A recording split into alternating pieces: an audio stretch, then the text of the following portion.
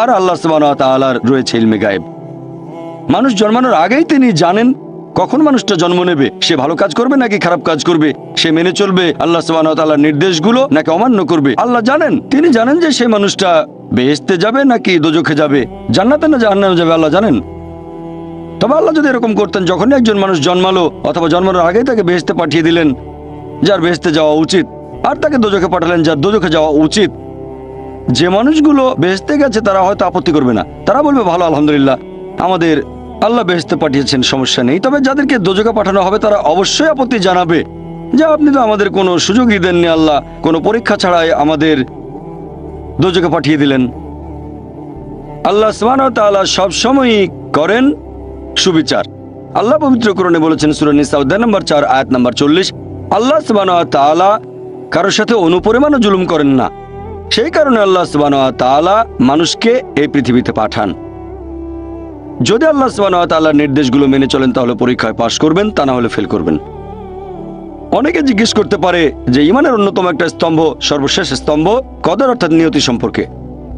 আর আল্লাহ পবিত্র কোরআনে বলেছেন সূরা সাজদা অধ্যায় নম্বর 32 আয়াত নম্বর 12, আল্লাহ বলেছেন যেসব মানুষ হবে দোজখের অধিবাসী, শেষ বিচারের দিনে তারা কোনোভাবেই আল্লাহ তাআলার বিচারে আপত্তি জানাতে পারবে না। উল্টো তারা বলবে, সেদিন সব অপরাধীরা তাদের মাথা নিচু করে রাখবে আর বলবে আমাদের ক্ষমা করুন। তারা কোনো আপত্তি জানাবে না, শুধু বলবে যে আমাদের আরেকটা সুযোগ দিন, আমাদের আরো একবার এই পৃথিবীতে পাঠান, সেইবার আমরা অবশ্যই হব বিশ্বাসী। তবে আল্লাহ তো জানেন, তিনি যদি আরেকবার এদেরকে এই পৃথিবীতে কখনো পাঠান তাহলে তার আগের স্মৃতিগুলো কিছুই থাকবে না, দোজখের স্মৃতি তাদের মনে থাকবে না। আল্লাহ ভালো করেই জানেন তারা সেই আগের ভুলগুলো আবারও করবে।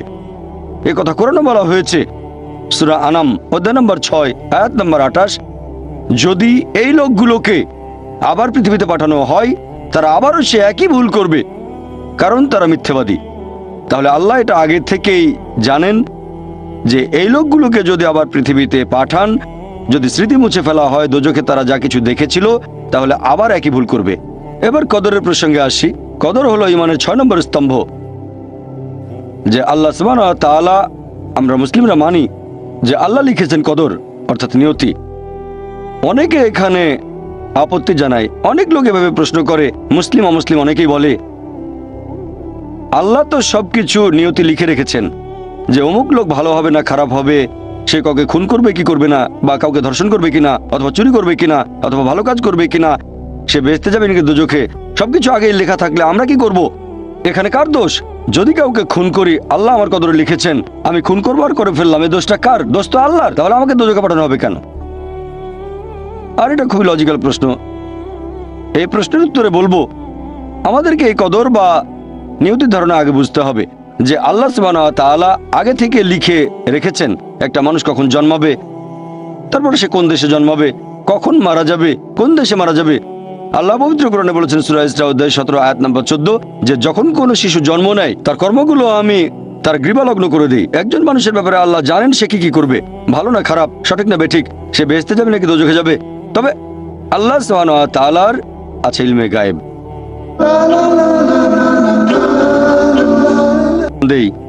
যে ধরেন একটা ক্লাসে একজন টিচার পড়াচ্ছেন 100 জন ছাত্রকে প্রায় 1 বছর ধরে, আর পরীক্ষা শুরুর আগে টিচার অনুমান করলেন যে এই ছাত্রটা এবারের পরীক্ষায় ফার্স্ট হবে, ফার্স্ট ক্লাস ফার্স্ট, এই ছাত্র পাবে সেকেন্ড ক্লাস, এই ছাত্র করবে ফেল।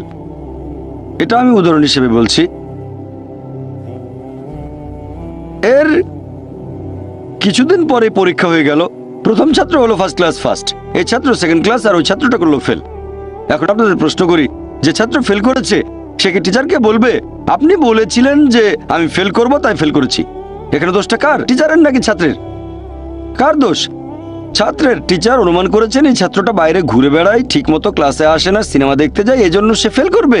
ওই ছাত্র মোটামুটি মাঝারি, এই ছাত্র খুব মেধাবী, অনেক পরিশ্রম করে, তাই টিচার পরীক্ষা শুরু হওয়ার আগে অনুমান করেছেন এই ছাত্র হবে ফার্স্ট ক্লাস ফার্স্ট, এই ছাত্র সেকেন্ড ক্লাস, ওই ছাত্র ফেল। তারপর আসলে ওই ছেলে ফার্স্ট ক্লাস ফার্স্ট, এই ছেলে সেকেন্ড ক্লাস, আর ওই ছাত্র ফেল। টিচার অনুমান করেছেন, তার মানে এই না যে দোষটা টিচারেরই হবে। টিচার সবাইকে পড়িয়েছেন সঠিকভাবে, সমানভাবে। একইভাবে আল্লাহ সুবহানাহু ওয়া তাআলার আছে ইলমে গায়েব। তিনি ভবিষ্যৎ সম্পর্কে জানেন। কিছু জিনিস ঠিক করা আছে যে এই লোকটা জন্মাবে অমুক দেশে, জন্মাবে অমুক দিনে, আর সে মারা যাবে অমুক দেশে অমুক তারিখে, ইত্যাদি ইত্যাদি। তার পরিবেশ ধনী হবে নাকি গরিব হবে। তবে পছন্দটা এখানে আপনার। যেমন ধরেন 12 স্ট্যান্ডার্ড পাস করার পরে অপশন আপনার হয়তো ইঞ্জিনিয়ার হবেন, অথবা ডাক্তার হবেন, বা একজন আইনজীবী। এখানে পছন্দ আপনার, ঠিক করলেন আপনি হবেন ইঞ্জিনিয়ার। এখন আল্লাহ এটা আগে থেকেই জানেন যে 12 স্ট্যান্ডার্ড পাস করার পরে আপনি ইঞ্জিনিয়ার হওয়ার চেষ্টা করবেন, তাই আল্লাহ আগে লিখে রেখেছেন। ব্যাপারটা এমন না যে আল্লাহ লিখে রেখেছেন বলে আপনি বেছে নিচ্ছেন। যেহেতু আপনি এটাই বেছে নেবেন, তাই আল্লাহ আগে লিখে রেখেছেন। এখানে পছন্দ আপনার, তবে আল্লাহ আপনার পছন্দ জানেন। যেমন ধরেন একটা রাস্তার মোড়ে আসলেন, সামনে 5টা রাস্তা, রোড নাম্বার 1, 2, 3, 4, 5। এখানে পছন্দ আপনার, বেছে নিতে পারেন রোড নাম্বার 1, 2, 3, 4, 5। আপনি গেলেন রোড 2-এ। এটা আগে থেকেই লেখা আছে আপনার নিয়তিতে যে আপনি যাবেন 2 নম্বর রোডে। ব্যাপারটা এমন না যে আল্লাহ লিখেছেন বলে আপনি করছেন। যেহেতু আপনি এটাই বেছে নেবেন, তাই আল্লাহ আগে লিখে রেখেছেন। তাহলে পছন্দ আপনার। আপনি চাইলে টাকা উপার্জন করতে পারেন ভালো কাজের মাধ্যমে, হালাল উপায়ে, অথবা পারেন চুরি করে হারাম উপায়ে। পছন্দ আপনার। ধরেন চুরি করলেন, এটা আপনার সিদ্ধান্ত। তবে আল্লাহ আগে থেকে জানেন যে এই লোকটা সহজে টাকা পেতে চায়, তাই চুরি করবে। তাই আল্লাহ আগে লিখে রেখেছেন যে এই লোকটা 25 বছর বয়সে চুরি করবে। এখানে দোষটা কার? দোষ আসলে আপনার। তবে আল্লাহর আছে ইলমে গায়েব, তাই তিনি আগেই লিখে রেখেছেন। সিদ্ধান্তটা আপনার। আল্লাহ তাআলা মানুষদের দিয়েছেন স্বাধীন ইচ্ছা। আপনি আল্লাহ তাআলাকে দোষ দিতে পারবেন না আপনার পাপের জন্য। যদি আপনি দোজখে যান, যাবেন আপনার পাপ কাজগুলোর জন্য, আর যদি বেহেশতে যান, সেটার কারণ হবে আল্লাহ সুবহানাহু ওয়া তাআলার অসীম করুণা। আসলে এবারে আমরা এই সৃষ্টির পেছনের উদ্দেশ্যটাকে দেখি আরেকটা দৃষ্টিভঙ্গিতে। সৃষ্টি করা জিনিসের দৃষ্টিভঙ্গি, মানুষের দৃষ্টিভঙ্গি থেকে সৃষ্টির পেছনের উদ্দেশ্য, সেটা হচ্ছে সর্বশক্তিমান ঈশ্বর কোন কারণে মানুষ সৃষ্টি করেছেন। আর এই প্রশ্নটার উত্তর আছে পবিত্র কোরআনে, সূরা আরাফ অধ্যায় নম্বর 7, আয়াত নম্বর 172 এবং আয়াত 173। আল্লাহ বলেছেন যে স্মরণ করো তোমার প্রতিপালক আদম সন্তানের পৃষ্ঠদেশ হতে তার বংশধরদের বের করেন এবং তাদের জিজ্ঞেস করেন যে আমি কি তোমাদের প্রতিপালক? তারা সবাই বলবে আমরা সাক্ষ্য দিচ্ছি আপনি আমাদের প্রতিপালক। তারপর আল্লাহ বলবেন তাহলে রোজ কিয়ামতের দিন তোমরা যেন না বলো যে জানতাম না আপনি আমাদের প্রতিপালক, অথবা এভাবে বলো না যে আমাদের পূর্বপুরুষেরা অন্য কারো ইবাদত করত, তারা শিরক করত, তারা অন্য কাউকে শরীক করেছে, আমরা তাদের অনুসরণ করেছি, সেজন্য তারা মিথ্যেবাদী, আমাদের কোনো দোষ নেই। তাহলে মানুষ জাতি এই পৃথিবীতে আসার আগে আল্লাহ তাআলা সব মানুষকে আদম সন্তানের পৃষ্ঠদেশ থেকে বের করে জিজ্ঞেস করেছিলেন যে কে তোমাদের প্রতিপালক, আর সবাই সাক্ষ্য দিয়েছিল আল্লাহ কেবল একজন, তিনি আমাদের প্রতিপালক। আর এখন আমরা পৃথিবীতে পরীক্ষা দিচ্ছি। আল্লাহ পবিত্র কোরআনে বলেছেন, আমার লেকচারের শুরুতেও কোরআনের আয়াতটা বলেছিলাম, সূরা জারিয়াত অধ্যায় নম্বর 51 আয়াত নম্বর 56। আল্লাহ বলেছেন যে আমি সৃষ্টি করেছি জিন এবং মানুষ যাতে তারা আমার ইবাদত করে। ওমা খালাকতুল জিন্না ওয়াল ইনসা ইল্লা লিয়াবুদুন। আমি সৃষ্টি করেছি জিন এবং মানুষ যাতে তারা আমার ইবাদত করে। তাহলে মানুষ এবং জিন সৃষ্টি করার পেছনের উদ্দেশ্যটা হচ্ছে যাতে তারা আল্লাহ তাআলার ইবাদত করে। ইবাদতের ইংরেজি ওয়ারশিপ। আর আপনারা দেখবেন এই ইংরেজি শব্দ ওয়ারশিপ এসেছে প্রাচীন একটা ইংরেজি শব্দ থেকে, ওয়ার্তেস্কাইফ, যার মানে সম্মান করা। আর আপনারা যদি নতুন সংস্করণের ওয়েবস্টার ডিকশনারি দেখেন, সেটা বলছে ওয়ারশিপ মানে কোনো ঈশ্বর বা দেবতার আরাধনা করা এবং সম্মান করা, ঈশ্বরের আরাধনা এবং সম্মান করা। আর এই ওয়ারশিপ শব্দের আরবি করলে হবে ইবাদা। ওমা খালাকতুল জিন্না ওয়াল ইনসা ইল্লা লিয়াবুদুন। এই ওয়ারশিপ শব্দের আরবি হচ্ছে ইবাদা। এই ইবাদার মূল আরবি শব্দ হচ্ছে আবদ, যার মানে হচ্ছে ভৃত্য। আর একজন ভৃত্যের দায়িত্ব তার মনিবের যাবতীয় ইচ্ছার আদেশগুলো পালন করা। তাহলে ইবাদা মানে আল্লাহ সুবহানাহু ওয়া তাআলার ইচ্ছার কাছে সম্পূর্ণভাবে আত্মসমর্পণ করা। ইবাদা মানে আমাদের স্রষ্টা আল্লাহ তাআলার যাবতীয় ইচ্ছার কাছে সম্পূর্ণভাবে আত্মসমর্পণ করা। আর আপনারা খেয়াল করলে দেখবেন যে এটাও একটা ইবাদতের অংশ হবে যদি আল্লাহ সুবহানাহু ওয়া তাআলার প্রশংসা করেন।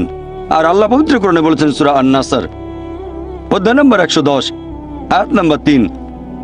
আল্লাহ বলেছেন, ইযা জা নাসরুল্লাহি ওয়াল ফাত ওয়া রাইতান নাস ইয়াদখুলুনা ফি দীনিল্লাহি ফাজা ফাসাব্বিহ বিহামদি রাব্বিকা ওয়াস্তাগফির ইন্নাহু কানা তাওয়াবা। যার মানে প্রশংসা সহ প্রতিপালকের মহিমা ঘোষণা করো, প্রশংসা সহ আল্লাহর মহিমা ঘোষণা করো। তাহলে এক ধরনের ইবাদত হচ্ছে আমাদের স্রষ্টা আল্লাহর প্রশংসা করা। অনেকে জিজ্ঞেস করতে পারে যে আল্লাহ তাআলার কাছে মানুষের করা এই প্রশংসার কি কোনো প্রয়োজন আছে? আল্লাহ সুবহানাহু ওয়া তাআলা কি মানুষের এই প্রশংসার উপরে নির্ভর করেন?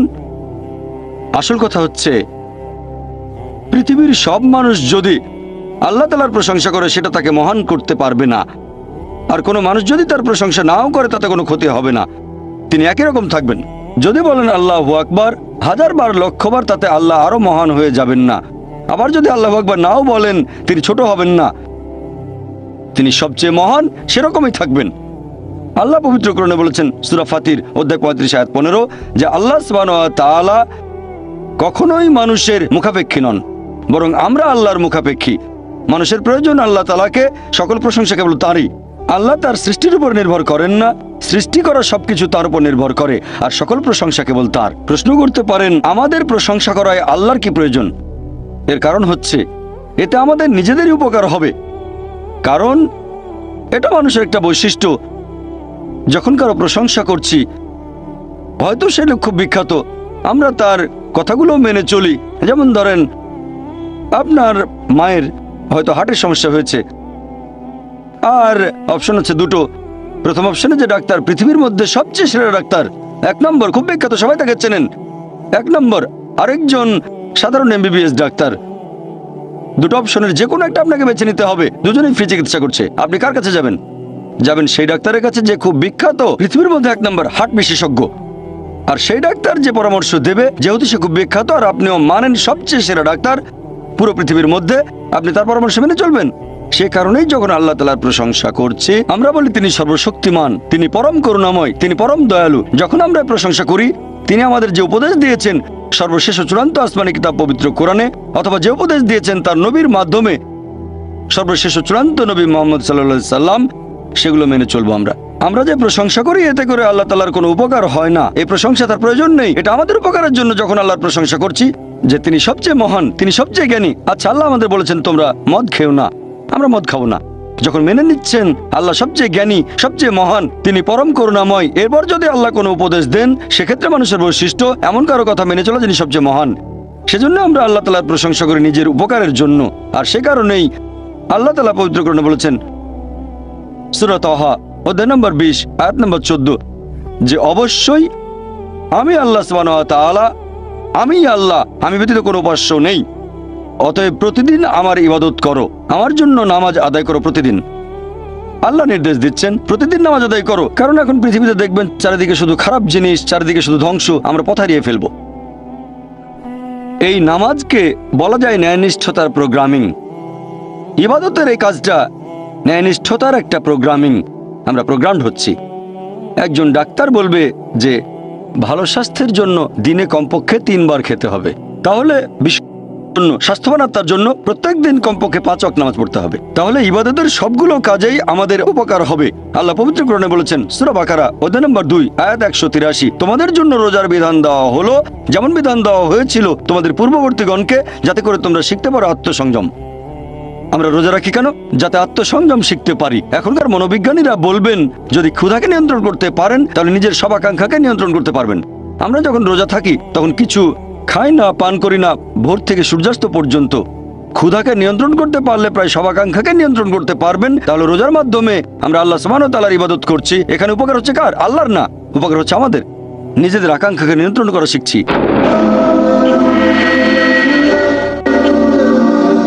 আল্লাহ পবিত্র কোরআনে বলেছেন সূরা মাইদা অধ্যায় নম্বর 5 আয়াত নম্বর 90 ইয়া আইয়ুহাল্লাযিনা আমানু, হে মুমিনগণ, ইন্নামাল খামরু ওয়াল মাইসিরু, নিশ্চয়ই মদ পান এবং জুয়া খেলা, ওয়াল আনযাবু ওয়াল আজলামু, মূর্তি পূজার বেদী এবং ভাগ্য নির্ণায়ক স্বর, রিজসুম মিনাল শাইতান, এগুলো সব শয়তানের কাজ। ফাজতানিবু লাকুম তুফলিহুন, এগুলো বর্জন করো যাতে সফল কাম হতে পারো। এখানে আল্লাহ সুবহানাহু ওয়া তাআলা আমাদের নির্দেশ দিচ্ছেন যে হে মুমিনগণ, নিশ্চয়ই মদ পান এবং জুয়া খেলা, মূর্তি পূজার বেদী মানে মূর্তি পূজা করা, ভাগ্য নির্ণায়ক স্বর মানে ভাগ্য গণনা, এগুলো শয়তানের কাজ। এগুলো বর্জন করো যাতে সফল কাম হতে পারো। আর আল্লাহ এর পরের আয়াতে বলছেন সূরা মাইদা অধ্যায় নম্বর 5 আয়াত নম্বর 91 যে শয়তান মানুষের মধ্যে শত্রুতা আর বিদ্বেষ সৃষ্টি করতে চায় এই মদ এবং জুয়ার মাধ্যমে। আর এগুলো তোমাদেরকে আল্লাহ সুবহানাহু ওয়া তাআলার স্মরণে বাধা দেবে। আল্লাহ আমাদের পথ দেখাচ্ছেন। যখন আমরা নামাজ পড়ি, পবিত্র কোরআন পড়ি, এটাও এক ধরনের ইবাদত। নামাজ পড়া এক ধরনের ইবাদত। আল্লাহ নির্দেশনা পাচ্ছি যে দূরে থাকবো মদ থেকে, জুয়া খেলা থেকে। শয়তান এই কাজগুলোর মাধ্যমে মানুষের মধ্যে শত্রুতা আর বিদ্বেষ তৈরি করে, আর এগুলো আপনাকে আল্লাহ তাআলার স্মরণে বাধা দেবে। ইবাদতের বিভিন্ন কাজগুলো যেখানে আপনি আল্লাহ তাআলার আদেশ নিষেধগুলো মেনে চলছেন, সেগুলো হচ্ছে ইবাদত। মানুষ যখন আল্লাহ সুবহানাহু ওয়া তাআলার কোনো আদেশ নিষেধ মেনে চলছে, তখনই সেটা ইবাদত। তবে আপনাকে সে কাজটা করতে হবে সঠিকভাবে। এখানে আমাদেরকে দুটো শর্ত পূরণ করতে হবে। এক নাম্বার হচ্ছে যে আপনি সেই কাজটা করবেন শুধুমাত্র আল্লাহ সুবহানাহু ওয়া তাআলার সন্তুষ্টি লাভের জন্য। নিজেকে মহান করে দেখবেন না, নিজের প্রশংসা করবেন না। আপনি যে কাজই করেন সেটা করবেন আল্লাহ সুবহানাহু ওয়া তাআলার সন্তুষ্টি লাভের জন্য। আল্লাহ যেগুলো নির্দেশ করেছেন সেগুলো মানেন আল্লাহ সন্তুষ্টি লাভের জন্য। নিজেকে মহান করবেন না, প্রশংসা করবেন না, বিখ্যাত হওয়ার জন্য করবেন না। 2 নম্বর শর্ত যে কাজটা পালন করব যেভাবে আল্লাহ এবং তার রাসূল আমাদের নির্দেশ দিয়েছেন। আল্লাহ যে কাজগুলো করতে বলেছেন সেগুলো করবেন সেভাবে যেভাবে আল্লাহ করতে বলেছেন অথবা আমাদের নবী করতে বলেছেন। যদি কাজটা অন্য উপায়ে করেন সেটাকে ইবাদত বলা হবে না।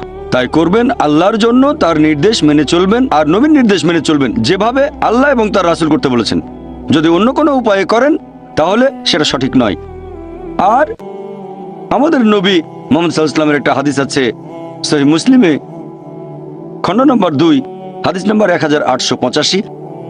আমাদের নবী মুহাম্মদ সাল্লাল্লাহু আলাইহি ওয়াসাল্লাম বলেছেন, সবচেয়ে খারাপ যে কাজটা সেটা হলো ধর্মে নতুন কিছু সংযোজন, নতুন কিছুর প্রচলন।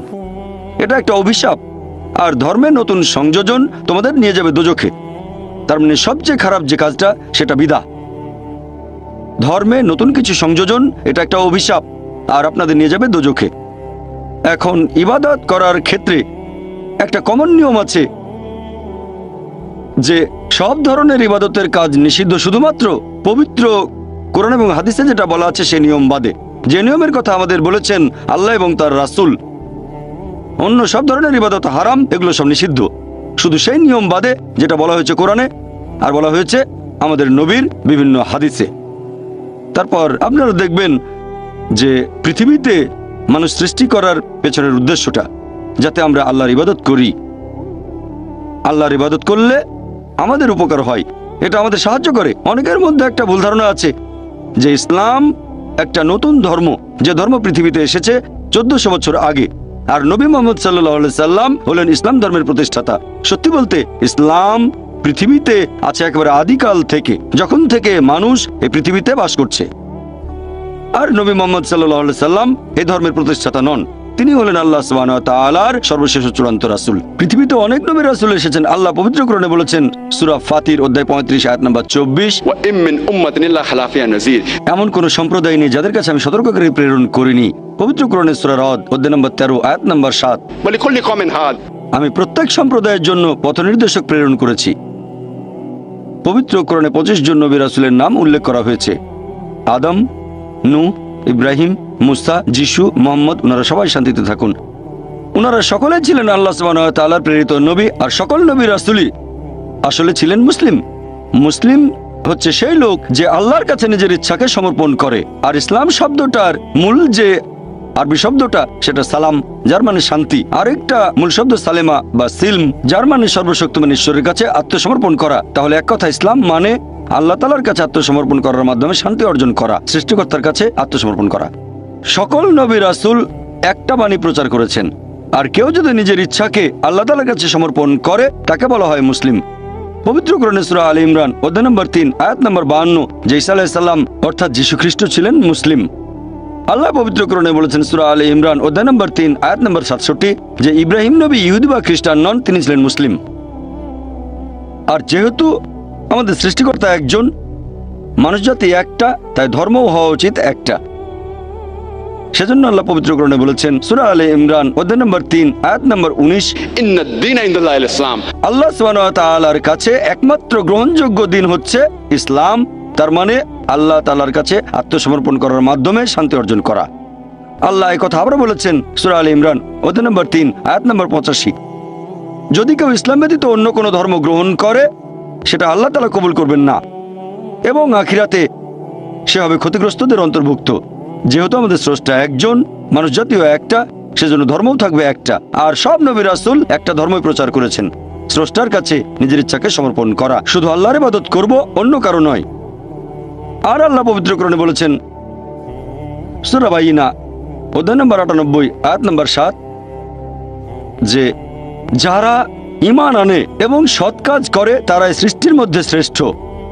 এখানে আল্লাহ সুবহানাহু ওয়া তাআলা মানুষ জাতিকে বলেছেন সৃষ্টির সেরা জীব, সবার মধ্যে সেরা।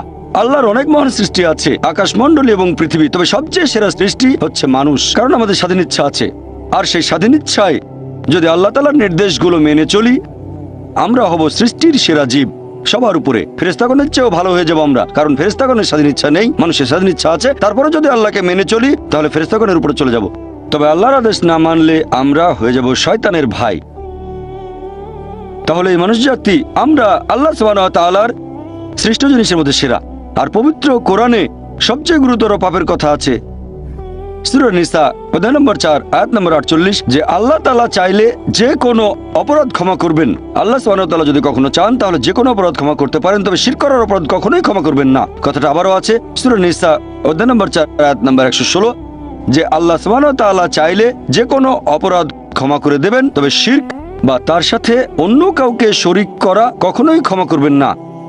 মানুষ জাতির জন্য সবচেয়ে বড় পাপ আল্লাহ সুবহানাহু ওয়া তাআলার সাথে অন্য কাউকে শরীক করা, অন্য কাউকে ইবাদত করা আমাদের সৃষ্টিকর্তা কেবলমাত্র এক আল্লাহকে বাদ দিয়ে।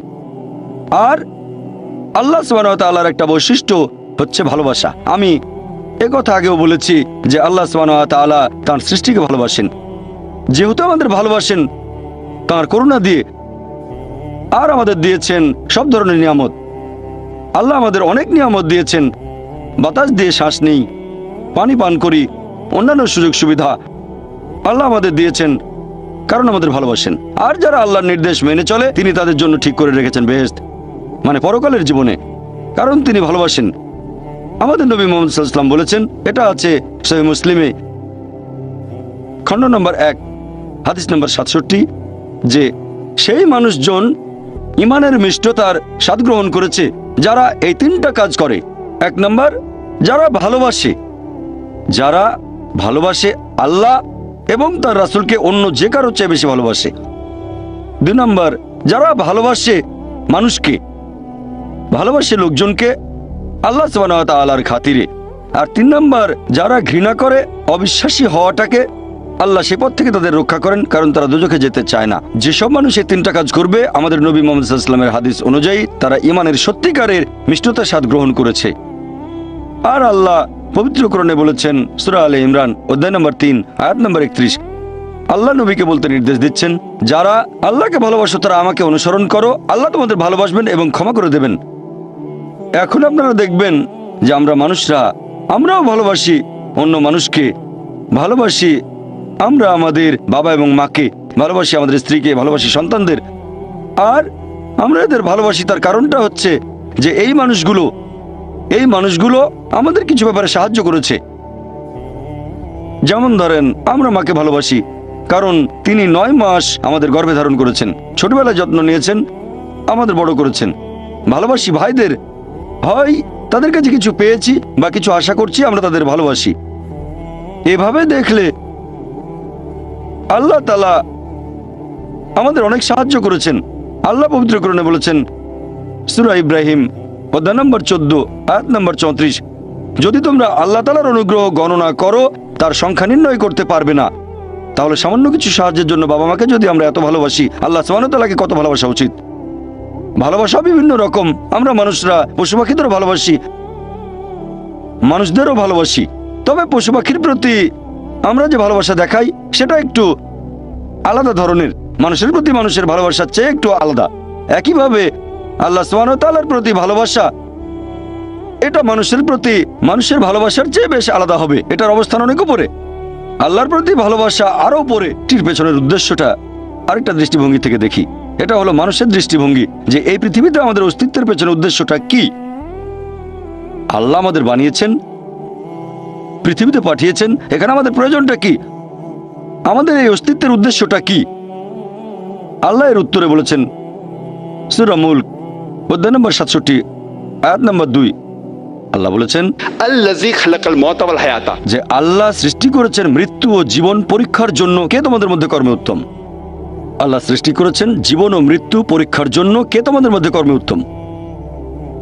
আল্লাহ পবিত্র কোরআনে বলেছেন, সূরা আলে ইমরান অধ্যায় নম্বর 3 আয়াত 185, আল্লাহ বলেছেন, কুল্লু নাফসিন যায়কাতুল মউত। প্রত্যেক জীব মৃত্যুর স্বাদ গ্রহণ করবে, আর চূড়ান্ত বিচার হবে রোজ কিয়ামতের দিনে। যাকে সেদিন দোজখ থেকে রক্ষা করা হবে আর বেহেশতে দাখিল করা হবে, সেই পৃথিবীর উদ্দেশ্য অর্জনের সফল কাম। কারণ এই পার্থিব জীবন ছলনাময় ভোগ ব্যতীত আর কিছুই নয়।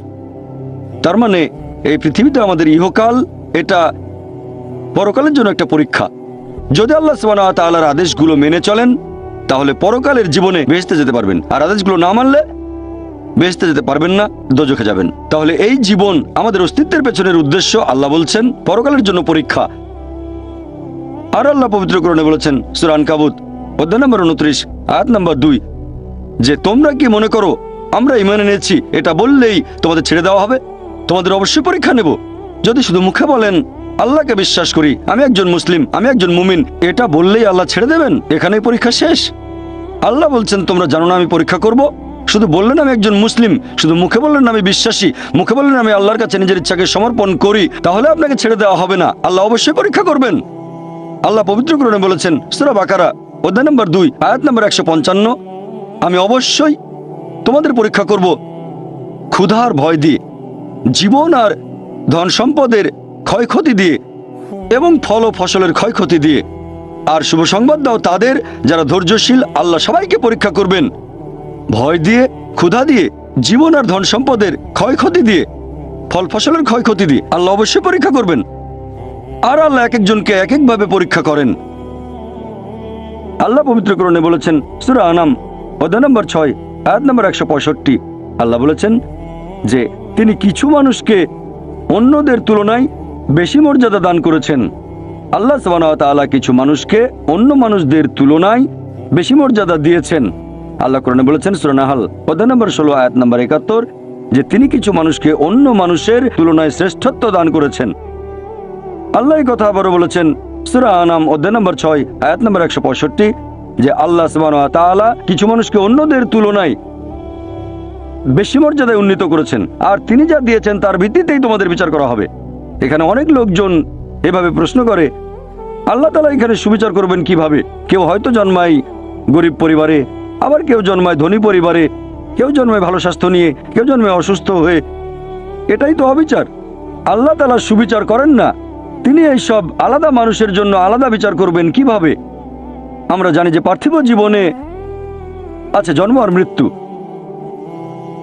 বিভিন্ন অসুখ হতে পারে, কেউ গরিব কেউ ধনী, এই সবই আসলে পরীক্ষা। আর আল্লাহ পবিত্র কোরআনে বলেছেন সূরা আনফাল অধ্যায় নম্বর 8 আয়াত নম্বর 28, আল্লাহ বলেছেন যে অবশ্যই তোমাদের ধন সম্পদ আর সন্তান সন্ততি এগুলো তোমাদের জন্য পরীক্ষা।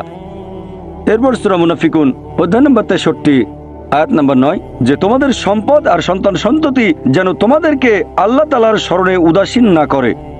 আল্লাহ তাআলা এক একজন মানুষকে এক একভাবে পরীক্ষা করেন। আপনি যদি কাউকে জিজ্ঞেস করেন যে ভালো কাজগুলো কি কি আর ভালো কাজগুলো কি, এই ব্যাপারে আস্তিক নাস্তিক সব ধরনের মানুষই তখন বলবে ভালো কাজ হচ্ছে দান করা, নিজে সন্তুষ্ট থাকা। কয়েকটা ভালো কাজের কথা বললে দান করা থাকবে। এখন একজন মানুষ পরোপকারী কি না সেটা আল্লাহ কিভাবে পরীক্ষা করবেন? কিন্তু সবার সম্পদ যদি সমান থাকে, পরীক্ষার ব্যাপারটা তাহলে আসবে কিভাবে? পরীক্ষা তখনই নেওয়া যাবে যখন কেউ হবে ধনী আর কেউ হবে গরিব। তাই আল্লাহ তাআলা এক একজনকে এক একভাবে পরীক্ষা করেন। হয়তো কেউ জন্ম নিয়েছে ধনী পরিবারে, তাই সম্পদ অনেক বেশি, আবার কেউ জন্মায় গরিব হয়ে। তবে যে লোকটা ধনী, ইসলামিক শরিয়া অনুযায়ী ইসলাম ধর্মের একটা স্তম্ভ হচ্ছে জাকাত, যে প্রত্যেক ধনী লোক যাদের সঞ্চয় নিসাব লেভেলের উপরে 85 গ্রাম স্বর্ণ, সে প্রতি হিজরি বছরে সেই সঞ্চয়ের 2.5% জাকাত হিসেবে দান করে দেবে। সেই লোক হতে পারে লাখপতি, হতে পারে কোটিপতি। যদি সে ঠিকমতো জাকাত দেয় তাহলে সে পাবে 5 নম্বর। হয়তো সে পুরো জাকাত দিল না, সামান্য কিছু অংশ দান করলো, যা দেওয়ার কথা তার 20% দিল, যেটা দেওয়া উচিত তার সামান্য অংশ দিল, তাহলে সে ফেল করবে। আবার কেউ হয়তো জাকাতই দেবে না, একেবারে শূন্য। আর গরিব লোককে কোনো জাকাত দিতে হবে না, সেভাবে ফুল নাম্বার। কিন্তু আমরা মানুষরা এভাবে বলি, আহা বেচারা লোকটা খুব গরিব, এই লোকটার জীবনে শুধু সমস্যা আর সমস্যা। আর ধনীদের দেখে আমরা মুগ্ধ হই। আমাদের প্রিয় নবী বলেছেন যে একজন ধনী লোকের বেহেশতে প্রবেশ করা গরিবের চেয়ে অনেক বেশি কঠিন। আর পবিত্র কোরআন বলছে সূরা আনফাল অধ্যায় নম্বর 8 আয়াত নম্বর 28, ধন সম্পদ তোমাদের জন্য পরীক্ষা, এটা পরীক্ষা। আমরা বোকা তাই এভাবে চিন্তা করি যে এই লোকটার অনেক টাকা, আল্লাহ অনেক রহমত দিয়েছেন, এটা একটা পরীক্ষা। যদি এই রহমত ঠিক মতো ব্যবহার না করেন, এটা অবশ্যই রহমত, তবে এই পরীক্ষায় ফেল করার সম্ভাবনা অনেক বেশি। যেমন ধরেন বোর্ডের একটা পরীক্ষার প্রশ্ন, গত বছরের কথা, 2 বছর আগের কথা, 2002 সালের কথা। সেবারের প্রশ্ন খুব কঠিন ছিল, বেশিরভাগ ছাত্রছাত্রী উত্তর দিতে পারেনি। পরের বছর সেই প্রশ্নটা আসলো না, তখন এটা বলা বোকামি, ও দুঃখ, এবার তো আসলো না, আপনি তো খুশি হবেন যে এবার আসেনি। তাহলে সম্পদ একটা পরীক্ষা। তাহলে যাদের ধন সম্পদ নেই তাদের জন্য ধনীদের তুলনায় বেহেশতে যাওয়াটা অনেক সহজ। আল্লাহ এক একজনকে এক একভাবে পরীক্ষা করেন। সেজন্য আল্লাহ বলেছেন তোমাদের ধন সম্পদ যেন তোমাদেরকে আল্লাহ তাআলার স্মরণে উদাসীন না করে, এটা একটা পরীক্ষা। নিজে সন্তুষ্ট থাকা। আর আমাদের নবী মুহাম্মদ সাল্লাল্লাহু আলাইহি ওয়াসাল্লাম বলেছেন, এটা আছে সহিহ বুখারীতে খণ্ড নম্বর 8 হাদিস নম্বর 447, নবী বলেছেন যদি কারো কাছে একটা পর্বত সমান স্বর্ণ থাকে সে এরকম আরেকটা চায়, যদি কারো কাছে 1 পাহাড় স্বর্ণ থাকে তারপরও সে আরেকটা স্বর্ণের পাহাড় চায়, আর সর্বশেষে তার মুখগহ্বর পূর্ণ হয় কবরের মাটি দিয়ে। সে যত ধনী লোকই হোক, হয়তো সে পৃথিবীর মধ্যে সবচেয়ে ধনী লোক, তারপরও সে আরো বেশি সম্পদ চায়। মানুষ সন্তুষ্ট হয় না, বেশিরভাগ মানুষ কখনোই সন্তুষ্ট হয় না। আল্লাহ পবিত্র কোরআনে বলেছেন সূরা নিসা অধ্যায় নম্বর 4 আয়াত নম্বর 32 যে আল্লাহ যেটা দিয়ে অন্য মানুষকে শ্রেষ্ঠত্ব দান করেছেন সেটার উপরে তোমরা কোনো রকম লালসা করো না। এভাবে বলবেন না যে হে আল্লাহ তুমি অমুককে অনেক সম্পদ দিয়েছো, অমুককে অনেক সুন্দর একটা গাড়ি দিয়েছো, এমন কিছু আল্লাহর কাছে চাইবেন না যেটা অন্য কাউকে আল্লাহ দিয়েছেন, এতে লোকসান হবে আপনার। আর আমাদের প্রিয় নবী মুহাম্মদ সাল্লাল্লাহু আলাইহি সাল্লাম বলেছেন, এটা আছে সহিহ বুখারীতে খণ্ড নম্বর 4, আমাদের নবী বলেছেন যে সেই লোকদের দেখো যাদের ভাগ্য তোমার চেয়ে খারাপ, সেই সব লোককে দেখো না যারা তোমার চেয়ে বেশি ভাগ্যবান। তা না হলে তোমরা আল্লাহ তাআলাকে স্মরণ করায় অবহেলা করতে পারো, তা না হলে প্রতিপালকের প্রতি অকৃতজ্ঞ হয়ে যেতে পারো। তাহলে নবী বলেছেন তাদেরকে দেখো যাদের ভাগ্য খারাপ। তখন আপনি বলছেন আচ্ছা এই লোকটার তো কোনো গাড়ি নেই, আমার একটা মারুতি অন্তত আছে। তাকে দেখবেন না যারা আছে মার্সিডিজ, ও আমার মার্সিডিজ নেই কেন, ওই লোকের গাড়ি নেই, আমার তো একটা আছে। আপনি আল্লাহকে ধন্যবাদ জানাবেন। যখন মার্সিডিজ গাড়ির মালিকের সাথে নিজেকে তুলনা করবেন, ও আমার কেন মার্সিডিজ গাড়ি দিলেন না, তাদেরকে দেখবেন যাদের ভাগ্য খারাপ। তাহলে আপনি আল্লাহ সুবহানাহু ওয়া তাআলাকে স্মরণ করছেন। আর এটাই বৈশিষ্ট্য মানুষের। এরকম একটা গল্প যে এক লোকের মনে অনেক দুঃখ, কারণ তার কোনো জুতো নেই। তারপরে সে একটা লোককে দেখলো যার একটা পাই নেই। লোকটা অভিযোগ করতো আল্লাহর কাছে যে জুতো নেই, আল্লাহর কাছে অভিযোগ করতো আমার কোনো জুতো নেই। তারপর সেই লোকটাকে দেখলো যার একটা পা নেই, তখন সে আল্লাহকে ধন্যবাদ জানালো আমার অন্তত 2টো পা আছে। তাহলে সন্তুষ্ট হওয়া একটা পরীক্ষা। আমাদের নবী মুহাম্মদ সাল্লাল্লাহু আলাইহি ওয়াসাল্লাম বলেছেন, এটা আছে সহিহ বুখারীতে খণ্ড নম্বর 8 যে সত্যিকারের সম্পদ হচ্ছে সন্তুষ্ট হওয়া, ধন সম্পত্তি নয়। সত্যিকারের সম্পদ হলো সন্তুষ্ট হওয়া, পরিতুষ্ট হওয়া। আপনার যা কিছু আছে সেটার জন্য বলবেন আলহামদুলিল্লাহ, সকল প্রশংসা আল্লাহর। তাহলে হবেন সত্যিকারের মুমিন, হবেন সত্যিকারের বিশ্বাসী, হবেন সত্যিকারের মুসলিম, সন্তুষ্ট থাকবেন। অনেকে এভাবে বলে যে কোন কারণে আল্লাহ সুবহানাহু ওয়া তাআলা কিছু মানুষকে জন্ম থেকেই বানিয়েছেন স্বাস্থ্যবান, কিছু মানুষকে আল্লাহ সুস্বাস্থ্য দেন, আর কেউ জন্মায় অসুখ বিসুখ নিয়েই, হয়তো বংশগত কোনো রোগ, হার্ট ডিজিজ, কেউ বা জন্মায় বিকলাঙ্গ হয়ে। আল্লাহ কি অবিচার করছেন? আল্লাহ পবিত্র কোরআনে বলেছেন সূরা নিসা অধ্যায় নম্বর 4 আয়াত 40, আল্লাহ সুবহানাহু ওয়া তাআলা কারোর সাথে অনুপরিমাণে জুলুম করেন না। এটা একটা পরীক্ষা। আল্লাহ এক একজনকে এক একভাবে পরীক্ষা করেন। এরকম হতে পারে যে শিশু এখন জন্মাচ্ছে সেই সময় মাসুম, নিষ্পাপ, তার কোনো দোষ নেই।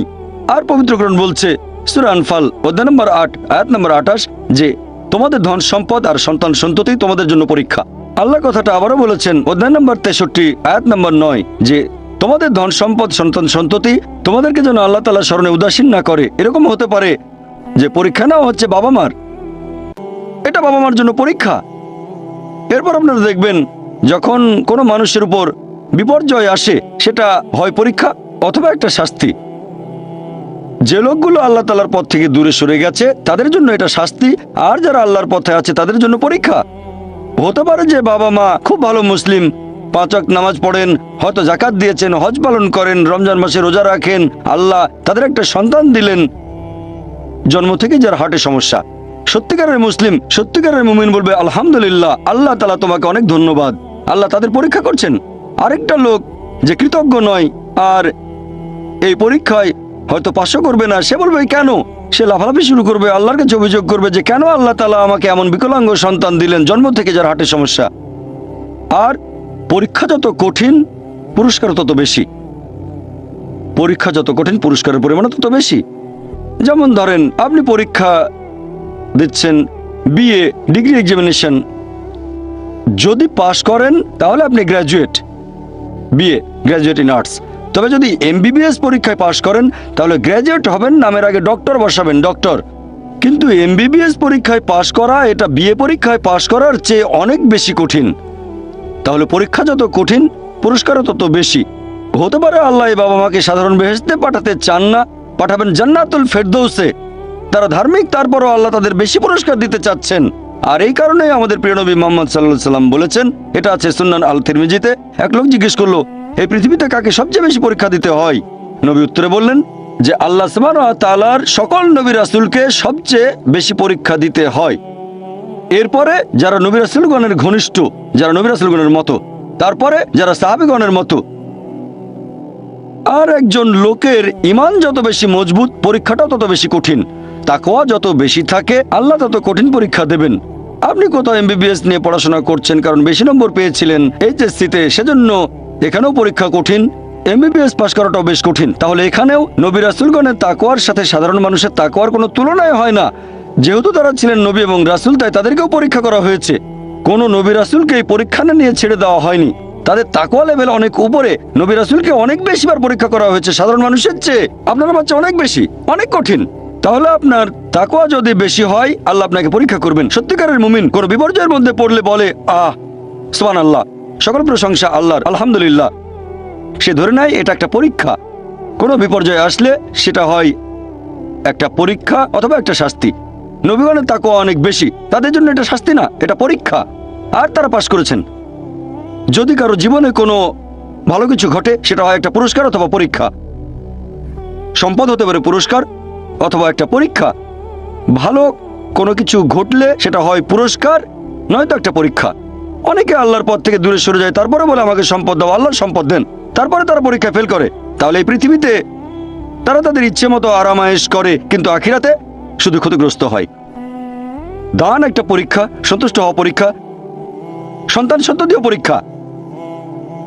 অনেক সময় আমরা মুসলিমরা আল্লাহ তাআলার কাছে অভিযোগ করি যে আল্লাহ তোমার কাছে এত দোয়া করি তবু তুমি কবুল করো না কেন?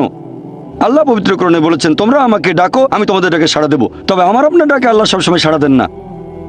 পরস্পর বিরোধী মনে হচ্ছে। আল্লাহ বলেছেন আমাকে ডাকো আমি সাড়া দেবো, তবে অনেক সময় দোয়া করছি কিন্তু কবুল হচ্ছে না।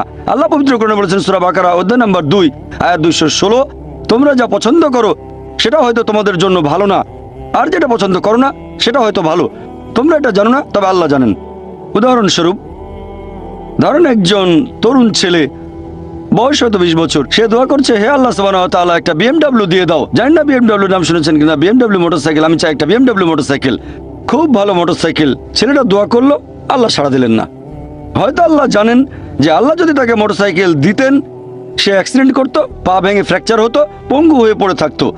তাহলে এখানে আল্লাহ সুবহানাহু ওয়া তাআলা তার ডাকে সাড়া দিয়েছেন সাড়া না দেওয়ার মাধ্যমে। আল্লাহ তার ডাকে সাড়া দিয়েছেন সাড়া না দেওয়ার মাধ্যমে।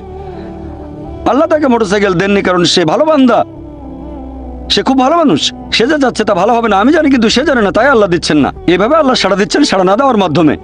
আবার কিছু লোকজন আছে, যেমন আল্লাহ বলেছেন পবিত্র কোরআনে সূরা বাকারা অধ্যায় নম্বর 2 আয়াত 15-16, এখানে ভণ্ডদের কথা বলা হচ্ছে। আল্লাহ তাদের রশি দেবেন, তারা বিভ্রান্তের মতো ঘুরে বেড়াবে। তারা সম্পদ চেয়েছে, আল্লাহ দিয়েছেন। অনেকে আছে যারা আল্লাহর সাথে অন্য কাউকে শরীক করে, তারা বলে অনেক সম্পদ চাই, আল্লাহ তাদের সম্পদ দেন। এটা তাদের জন্য আসলে একটা পরীক্ষা। এভাবে তারা নিজেদের কবর খুঁড়ছে। তাই আমরা কখনোই হতাশ হব না। আল্লাহ তাআলা আছেন সবসময়, আল্লাহর উপর সবসময় ভরসা রাখবেন। সেই কারণেই পবিত্র কোরআন অনুযায়ী আত্মহত্যা হারাম। সূরা নিসা অধ্যায় 4, তোমরা নিজেকে হত্যা করো না, আত্মহত্যা করো না, নিশ্চয়ই আল্লাহ পরম দয়ালু, সাহায্য করবেন, তার উপর ভরসা করবেন। যখন কোনো লোক আত্মহত্যা করে তখন মনে হবে সে অকৃতজ্ঞ, সে ভাবছে আল্লাহ আমাকে অনেক বিপদে ফেলেছে, এটা কোনো সুবিচার না, এভাবে বেঁচে থাকার কোনো মানে হয় না, তাই শেষ করে দেবো। আল্লাহ পবিত্র কোরআনে বলেছেন সূরা বাকারা অধ্যায় নম্বর 2 আয়াত 286, এটা সূরা বাকারার একেবারে শেষ আয়াত, যে আল্লাহ সুবহানাহু ওয়া তাআলা কারো উপরেই তার সাধ্যের অতিরিক্ত বোঝা চাপিয়ে দেন না। আল্লাহ কারো উপরে এমন কোনো বোঝা চাপিয়ে দেন না যেটা তার সাধ্যের অতিরিক্ত। এটা আয়াতের প্রথম অংশ। এই আয়াতটাতে আরো বলা হয়েছে আমরা এই দোয়া করব, ইয়া আল্লাহ সুবহানাহু ওয়া তাআলা আমাদের উপর সাধ্যের অতিরিক্ত বোঝা চাপিয়ে দিও না। আয়াতের প্রথম অংশে আল্লাহ কথা দিয়েছেন যে আমাদের উপর তিনি সাধ্যের অতিরিক্ত বোঝা চাপাবেন না। তাহলে আমরা কেন দোয়া করব যে হে আল্লাহ আমাদের সাধ্যের অতিরিক্ত বোঝা চাপিয়ে দিও না? এর কারণ হচ্ছে আমরা নিজেদের কবর খুঁড়ি, আমরা নিজেদের উপর সাধ্যের অতিরিক্ত বোঝা চাপিয়ে দিই, সমস্যা বাধা আমরাই বলছি অনেক সম্পদ দাও, আল্লাহ দিচ্ছেন। তাই আমরা আল্লাহর কাছে দোয়া করছি আল্লাহ যেন নিজেদের কারণে নিজেদের উপর সাধ্যের অতিরিক্ত বোঝা না চাপিয়ে দেন। আমরা সবসময় আল্লাহ তাআলার উপর ভরসা করব, একমাত্র তার ইবাদত করব। তিনি আমাদের স্রষ্টা, আমাদের অস্তিত্বের পেছনের উদ্দেশ্য হচ্ছে আল্লাহ সুবহানাহু ওয়া তাআলার ইবাদত করা, অন্য কারো নয়। পৃথিবীর জীবন পরকালের জন্য পরীক্ষা। আল্লাহর আদেশ মেনে চলেন আর সন্তুষ্ট থাকেন। যেরকম পরীক্ষায় সামনে পড়ুক, সত্যিকারের মুসলিম সবসময় বলবে আল্লাহকে ধন্যবাদ। সাধারণত আমরা অভিযোগ করি আমাদের এটা নেই, আমাদের ওটা নেই। জীবনের জন্য সবচেয়ে গুরুত্বপূর্ণ জিনিস কি? কেউ বলবে খাবার, কেউ বলবে পানি, সবচেয়ে গুরুত্বপূর্ণ বাতাস। কয়েক মিনিটের জন্য নিঃশ্বাস বন্ধ করেন, মারা যাবেন। আমাদের মধ্যে কেউ কি আল্লাহ সুবহানাহু ওয়া তাআলাকে এর জন্য ধন্যবাদ জানিয়েছেন যে বাতাস দিয়েছো সেজন্য অনেক ধন্যবাদ? আমাদের মধ্যে কতজন এটা করেছে? আমরা কি এটা বুঝতে পারছি? ফ্রি বাতাস তো ফ্রি পাচ্ছি আর কি। আমরা শ্রদ্ধা করবো আল্লাহ তাআলার নিদর্শনগুলোকে, শ্রদ্ধা করবো আল্লাহর নিয়ামতগুলোকে। এবারে শেষ পয়েন্টটা নিয়ে বলি যে আল্লাহ সুবহানাহু ওয়া তাআলা কেন এই পৃথিবী সৃষ্টি করলেন? এই পৃথিবী সৃষ্টির উদ্দেশ্যটা আসলে কি? আল্লাহ পবিত্র কোরআনে বলেছেন সূরা ইব্রাহিম অধ্যায় নম্বর 14 আয়াত 32 ও 33 যে আল্লাহ সুবহানাহু ওয়া তাআলা আকাশমণ্ডল ও পৃথিবী সৃষ্টি করেছেন আর আকাশ থেকে পানি বর্ষণ করান, এর সাথে দিয়েছেন ফলমূল। তিনি নৌযানকে মানুষের অধীন করেছেন যাতে সেগুলো আল্লাহর বিধানে সমুদ্রে বিচরণ করে। তিনি মানুষের কল্যাণে নিয়োজিত করেছেন নদীসমূহকে। তিনি তোমাদের জন্য সৃষ্টি করেছেন চাঁদ ও সূর্য, তোমাদের জন্য সৃষ্টি করেছেন রাত ও দিন। তাহলে বিশ্বজগতের এইসব সৃষ্টি এগুলো করেছেন মানুষের জন্য। আল্লাহ এই পুরো বিশ্বজগৎ সৃষ্টি করেছেন মানুষের জন্য। আর এটা আমাদের দায়িত্ব যে আমরা আল্লাহ সুবহানাহু ওয়া তাআলাকে ধন্যবাদ জানাবো এইসব নিয়ামতের জন্য। ধন্যবাদের পাশাপাশি আমাদের দায়িত্ব যে আমরা এই সব কিছুর যত্ন নেব। এই কারণেই আল্লাহ সুবহানাহু ওয়া তাআলা পশু পাখি সৃষ্টি করেছেন। তবে পশু হত্যা করা এটা নিষিদ্ধ, প্রাণী হত্যা নিষিদ্ধ। মুহাম্মদ সাল্লাল্লাহু আলাইহি ওয়াসাল্লাম একটা হাদিস বলছে টার্গেট প্র্যাকটিসের জন্য পশু পাখি হত্যা করো না। হ্যাঁ, যেসব পশুর মাংস খেতে আল্লাহ সুবহানাহু ওয়া তাআলা অনুমতি দিয়েছেন সেটা আমরা খেতে পারি, আল্লাহ যেভাবে বলেছেন সেই নিয়মে, যেভাবে নবী বলেছেন। তবে টার্গেট প্র্যাকটিস, এরকম অনেক লোক দেখি যারা এই নিয়মগুলো ধ্বংস করতে চায়, টার্গেট প্র্যাকটিস করে আর বিভিন্ন পশুর মাথা ঝুলিয়ে রাখে তাদের ড্রয়িং রুমে। আল্লাহ সৃষ্টি করেছেন পাহাড় পর্বত, আমরা সেগুলো জয় করতে চাই, মাউন্ট এভারেস্টের চূড়ায় উঠি। এ পর্যন্ত অনেক মানুষ মারা গেছে, প্রতি বছর মাউন্ট এভারেস্টে উঠতে গিয়ে অনেক মানুষ মারা গেছে। আমরা এই নিয়ামতের জন্য আল্লাহ সুবহানাহু ওয়া তাআলাকে ধন্যবাদ জানাই না। যদিও আল্লাহ তাআলা পবিত্র কোরআনে বলেছেন উট সৃষ্টি করা হয়েছে তোমাদের জন্য, ভার বহনের জন্য। যদিও এগুলো আমাদের জন্য সৃষ্টি করা হয়েছে, আমরা এদের ভালোবাসবো, শ্রদ্ধা করব। এরকম অনেক সহিহ হাদিস আছে, অনেক। একটা হাদিস আছে সহিহ বুখারীতে খণ্ড নম্বর 3 যে একবার একজন মানুষ একটা তৃষ্ণার্ত কুকুরকে পানি খেতে দিয়েছিল। কুয়ার কাছে গিয়ে মোজাই করে পানি এনেছিল আর এই কাজের জন্য তাকে বেহেশতে দাখিল করা হলো। সহিহ বুখারীতে আছে আরেকটা হাদিস খণ্ড নম্বর 4 একবার এক পতিতা একটা তৃষ্ণার্ত কুকুরকে পানি খেতে দিয়েছিল, এজন্য সে বেহেশত পেল। এক সাহাবা প্রশ্ন করলেন যে কুকুরকে পানি খাওয়ালেও কি আমরা পুরস্কার পাবো? নবী বললেন অবশ্যই, কেন না। চিন্তা করেন যে পশুটাকে ঘরের ভেতরে ঢুকতে নিষেধ করা হয়েছে, যদি সেই পশুকেও পানি খেতে দেন আল্লাহ সেজন্য পুরস্কার দেবেন। একটা হাদিস বলছে একজন বৃদ্ধ মহিলা এক বিড়ালকে বেঁধে রেখে খাবার দিত না, আল্লাহ তাকে দোজখে পাঠালেন। কেন সে বিড়ালটাকে বেঁধে রাখলো, খাবার দিল না? অন্ততপক্ষে বিড়ালটাকে ছেড়ে দিলেও তো সে শিকার করে খেতে পারতো। আর আমাদের এক্সিবিশনে এরকম একটা পোস্টার আছে, আরো অনেক পোস্টার। তাহলে আমরা পশু পাখিকে ভালোবাসবো, যত্ন করব। এছাড়াও গাছপালা লতাপাতা আমরা খেতে পারি যখন প্রয়োজন আমাদের, তবে বিনা কারণে আমরা কোনো গাছপালা কাটবো না। এমনকি যুদ্ধের সময়ও নবী মুহাম্মদ সাল্লাল্লাহু আলাইহি ওয়াসাল্লাম বলেছেন যে তোমরা গাছ কেটে ফেলো না, শস্যে আগুন ধরিয়ে দিও না। তাহলে এগুলো সবই আল্লাহ সুবহানাহু ওয়া তাআলার সৃষ্টি। আর আল্লাহ পবিত্র কোরআনে বলেছেন সূরা আদিয়াত অধ্যায় নম্বর 100 আল্লাহ তাআলা যুদ্ধের সময়ের ঘোড়া সম্পর্কে আল্লাহ এখানে বলেছেন যে ঘোড়া চড়ে সৈন্যরা যুদ্ধে যায়। আল্লাহ এখানে শপথ করছেন আর বলছেন সূরা আদিয়াত আয়াত 1, 2, 3, 4 আল্লাহ বলেছেন এই ঘোড়াগুলোর খুরের আঘাতে আগুনের ফুলকি ছোটে, সে সময় ধুলোর মেঘ আকাশে ওড়ে, তারা শত্রু দলের ভেতরে ঢুকে পড়ে। বলা হচ্ছে আল্লাহ এখানে শপথ করছেন এই ঘোড়াগুলোকে নিয়ে, যুদ্ধের ময়দানের ঘোড়া। তাদের মধ্যে কোনো রকম ভয় নেই, কারণ তারা তাদের প্রভুর নির্দেশ মানে। যে মানুষটা ঘোড়ার পিঠে থাকে সেই মানুষটার জন্য তারা শত্রু দলের ভেতরে ঢুকে পড়ে, শত্রুর হাতে তরবারি বা অন্যান্য যত অস্ত্রই থাকুক না কেন, সেই ঘোড়া তারপরে সামনে এগিয়ে যায়, কারণ সে প্রভুর নির্দেশ মেনে চলে। আল্লাহ এখানে শপথ করছেন এই ঘোড়াগুলোকে নিয়ে। তারপর আল্লাহ তাআলা বলছেন, তবে মানুষ অবশ্যই অকৃতজ্ঞ। তার মানে যুদ্ধের ঘোড়া প্রভুর আদেশ মানতে গিয়ে মরার জন্য প্রস্তুত। এই কারণে ঘোড়াটা মারা যেতে পারে, তারপরও প্রভু আদেশ দিয়েছে বলে এগিয়ে যাচ্ছে। সামনে হয়তো অস্ত্র হাতে শত্রু দাঁড়িয়ে আছে, সামনে গেলে সে মারা যেতে পারে, তারপরে এটা প্রভুর আদেশ। তবে মানুষ যাতে অকৃতজ্ঞ, মোটেও কৃতজ্ঞ নয়। সে কারণে এই পৃথিবীর প্রত্যেকটা মানুষের দায়িত্ব হচ্ছে পৃথিবীর জীবনের এই উদ্দেশ্য পূরণ করা, যে আমাদের কোন কারণে সৃষ্টি করা হয়েছে। আল্লাহ সুবহানাহু ওয়া তাআলা আমাদের সৃষ্টিকর্তা, পরম করুণাময়, পরম দয়ালু, পরম ক্ষমাশীল, পরম ন্যায় বিচারক। তাই প্রত্যেকটা মানুষের দায়িত্ব আমরা আল্লাহ সুবহানাহু ওয়া তাআলার ইবাদত করব, আল্লাহ ব্যতীত কারো ইবাদত করব না। আর আমাদের ইহকালের এই জীবন পরকালের জন্য একটা পরীক্ষা। যদি আল্লাহর আদেশ মেনে চলি বেহেশতে যেতে পারবো, যদি না মানি পরীক্ষায় ফেল করব, জাহান্নামে যেতে হবে। আর আমরা সেই সব নিয়ামতগুলো যত্ন নেব যেগুলো আল্লাহ আমাদের দিয়েছেন। আমার লেকচার শেষ করার আগে কোরআনের একটা আয়াতের উদ্ধৃতি দিচ্ছি। সূরা আলে ইমরান অধ্যায় নম্বর 3 আয়াত 110 বলা হয়েছে, কুনতুম খায়রা উম্মাতিন উখরিজাত লিন-নাস। হে মুসলিম, তোমরা শ্রেষ্ঠ উম্মত, মানব জাতির জন্য আবির্ভূত।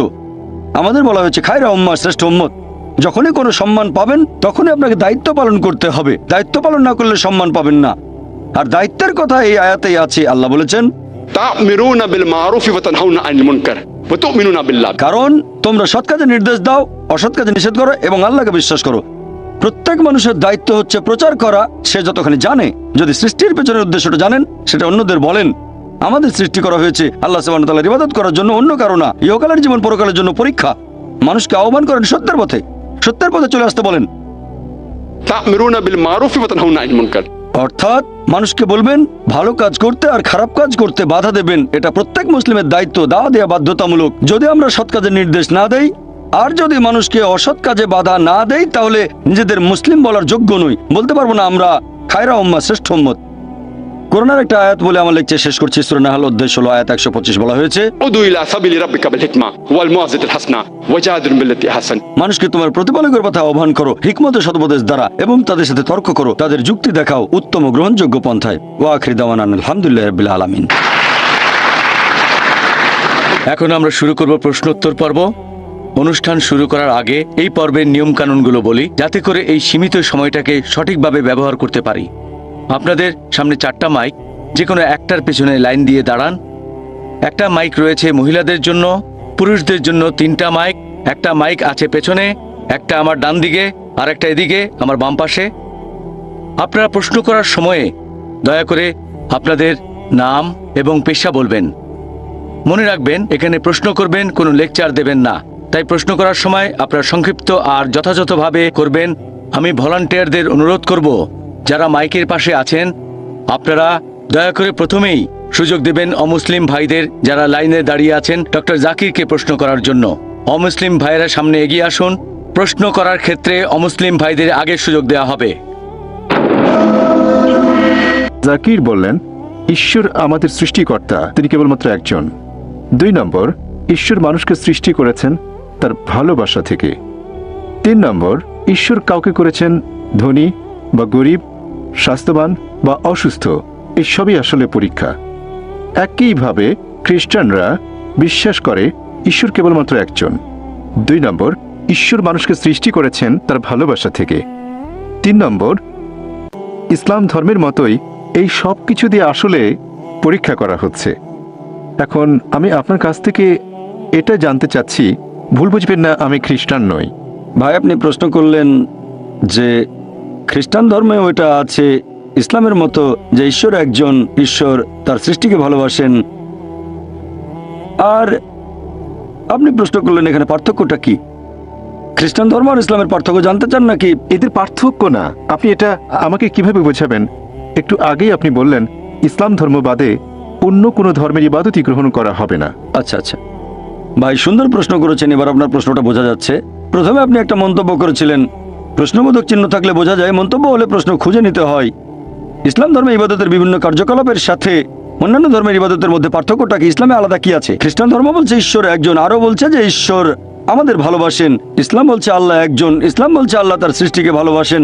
ইসলাম ইবাদত করতে বলছে খ্রিস্টান ধর্ম, তাই বলছে এখন এই ইবাদতের মধ্যে পার্থক্যটা কি ইসলাম আর খ্রিস্টান ধর্মে? অথবা ইসলাম ধর্মে আলাদা এমন কি আছে যেটা অন্য কোনো ধর্মে নেই, বিশেষ করে খ্রিস্টান ধর্ম? ভাই, যদি আপনি একটু মনোযোগ দিয়ে কোরআন পড়েন সঠিকভাবে, আমার লেকচারে বিভিন্ন বিষয় ব্যাখ্যা করেছি, এরপর যদি বাইবেলও পড়েন সঠিকভাবে, যদি সঠিক ব্যাখ্যা পড়েন, আমরা জানি যীশু খ্রিস্ট বা ঈসা আলাইহিস সালাম আল্লাহ সুবহানাহু ওয়া তাআলা প্রেরিত একজন নবী ও রাসূল। সেই মুসলিম আসলে মুসলিম নয় যদি সে যীশু খ্রিস্টকে নবী বলে বিশ্বাস না করে। আমরা মানি যে তিনি অলৌকিকভাবে জন্মেছিলেন কোনো পুরুষের হস্তক্ষেপ ছাড়াই। আমরা মানি যে তিনি হলেন মসীহ অর্থাৎ খ্রিস্ট। আমরা মানি যে তিনি আল্লাহর নির্দেশে জন্মান্ধর কুষ্ঠরোগীদের সুস্থ করেছিলেন। আমরা মানি যে তিনি আল্লাহর নির্দেশে মৃত মানুষকে জীবন দিয়েছেন। তবে আমাদের মধ্যে পার্থক্য আছে। অনেক খ্রিস্টান আছে যারা বলে যে যীশু খ্রিস্ট নাকি নিজেকে ঈশ্বর বলে দাবি করেছিলেন। তাহলে একটা হলো বাইবেলের সাথে পার্থক্য, আর একটা পার্থক্যের জায়গায় হচ্ছে খ্রিস্টানরা যেটা মনে করে, যেটা প্র্যাকটিস করে, এটার সাথে যে পার্থক্য। অনেক খ্রিস্টান বলে যে যীশু খ্রিস্ট নিজেকে ঈশ্বর বলে দাবি করেছিলেন। যখন তারা বলে যে ঈশ্বর একজন, তারা বলে যীশু খ্রিস্ট হলেন সর্বশক্তিমান। আর এই ব্যাপারটাতে আমরা মুসলিমরা আপত্তি জানাই। গোটা বাইবেলে একেবারে পরিষ্কার করে বলা এমন একটা অনুচ্ছেদ পাবেন না যেখানে যীশু খ্রিস্ট তার নিজের মুখে বলেছেন যে আমি ঈশ্বর অথবা আমার উপাসনা করো। তাহলে একজন সাধারণ খ্রিস্টানের কাছে ইবাদত করা হলো যীশু খ্রিস্টের ইবাদত বা উপাসনা করা। আমি আবার আগের কথাটা বলছি, গোটা বাইবেলে একেবারে পরিষ্কার করে বলা এরকম একটা অনুচ্ছেদ পাবেন না যেখানে যীশু খ্রিস্ট তার নিজের মুখে এই কথাটা বলেছেন যে আমি ঈশ্বর অথবা আমার উপাসনা করো। যদি কোনো খ্রিস্টান আমাকে পুরো বাইবেল থেকে এমন একটা অনুচ্ছেদ দেখাতে পারে যেখানে যীশু খ্রিস্ট নিজের মুখে বলেছেন যে আমি ঈশ্বর অথবা আমার উপাসনা করো, আমি ডক্টর জাকির নায়েক, তাহলে আজকে খ্রিস্টান ধর্ম গ্রহণ করব। তরবারের নিচে আমি আমার মাথা রাখছি। আমি অন্য মুসলিম ভাইদের পক্ষ নিয়ে কথা বলছি না, কারণ বাইবেল পড়লে দেখবেন এটা বলা হচ্ছে গসপেল অফ জন অধ্যায় নম্বর 14 অনুচ্ছেদ 28, যীশু খ্রিস্ট নিজের মুখে বলেছেন আমার পিতা আমার চেয়ে মহান। গসপেল অফ জন অধ্যায় নম্বর 10 অনুচ্ছেদ 29, আমার পিতা সবার চেয়ে মহান। গসপেল অফ ম্যাথিউ অধ্যায় নম্বর 12 অনুচ্ছেদ 28, আমি ঈশ্বরের আত্মার সাহায্যে শয়তানকে তাড়িয়ে দিই। গসপেল অফ লুক অধ্যায় 11 অনুচ্ছেদ 20, আমি ঈশ্বরের আঙুলের সাহায্যে শয়তানকে তাড়িয়ে দিই। গসপেল অফ জন অধ্যায় 5 অনুচ্ছেদ 30, আমি নিজের থেকে কিছুই করতে পারি না, আমি যেমন শুনি তেমন বিচার করি, আর আমার বিচার ন্যায্য, কারণ আমি আমার ইচ্ছা পূরণ করি না, আমার পিতার ইচ্ছা পূরণ করি। যদি কেউ বলে আমি নিজের ইচ্ছা পূরণ করি না, আল্লাহর ইচ্ছা পূরণ করি, সে মুসলিম।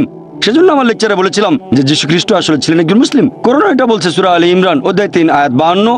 আবার আছে গসপেল অফ জন অধ্যায় 17 অনুচ্ছেদ 3, এই হলো অনন্ত জীবন যাতে তোমরা জানতে পারো যীশু খ্রিস্টকে যাকে ঈশ্বর পাঠিয়েছেন। এরপর আছে গসপেল অফ জন অধ্যায় 14 অনুচ্ছেদ 24, যে কথাগুলো শুনছো সেগুলো আমার নয় বরং আমার পিতার যিনি আমাকে পাঠিয়েছেন। এরপর পরিষ্কার বলা হচ্ছে বুক অফ অ্যাক্টস অধ্যায় 2 অনুচ্ছেদ 22, হে ইসরায়েলবাসী মনোযোগ দিয়ে শোনো, নাজারেত শহরের যিশু ঈশ্বর মনোনীত একজন মানুষ, তোমাদের মাঝে অনেক অলৌকিক কাজ করবে, ঈশ্বর তাকে দিয়ে করাবেন, তোমরা তার সাক্ষী থাকবে। ঈশ্বর মনোনীত মানুষ তোমাদের মাঝে সে অলৌকিক কাজ করবে যেগুলো ঈশ্বর তাকে দিয়ে করাবেন, তোমরা তার সাক্ষী থাকবে। তাহলে যীশু খ্রিস্ট ছিলেন আল্লাহ তাআলার গুরুত্বপূর্ণ একজন নবী, তবে তিনি আল্লাহ নন। কখনোই বলেননি আমার ইবাদত করো। তবে দুর্ভাগ্যজনকভাবে খ্রিস্টান চার্চ এখন প্রচার করে মোক্ষ লাভের কথা। বাইবেলে স্বর্গের কথা বলা হয়েছে, নরকের কথা বলা হয়েছে, তবে ইহকালের জীবনের উদ্দেশ্যটা সেখানে বিস্তারিত বলা হয়নি। এ ব্যাপারে কেউ কিছু বলেনি, তবে পল কিছু কথা বলে গেছেন। পলের কথা আছে করিন্থিয়ানসে অধ্যায় নম্বর 15। পল বলছেন 1 করিন্থিয়ান অধ্যায় 15, যদি যীশু খ্রিস্ট আমাদের পাপের ভার বহন করে মৃত্যুবরণ না করেন, আমাদের বিশ্বাস তাহলে ভিত্তিহীন, আমাদের সবকিছু ভিত্তিহীন। তার মানে যীশু খ্রিস্ট আমাদের পাপের বোঝা নিয়ে মৃত্যুবরণ করেছেন পলের কথা অনুযায়ী।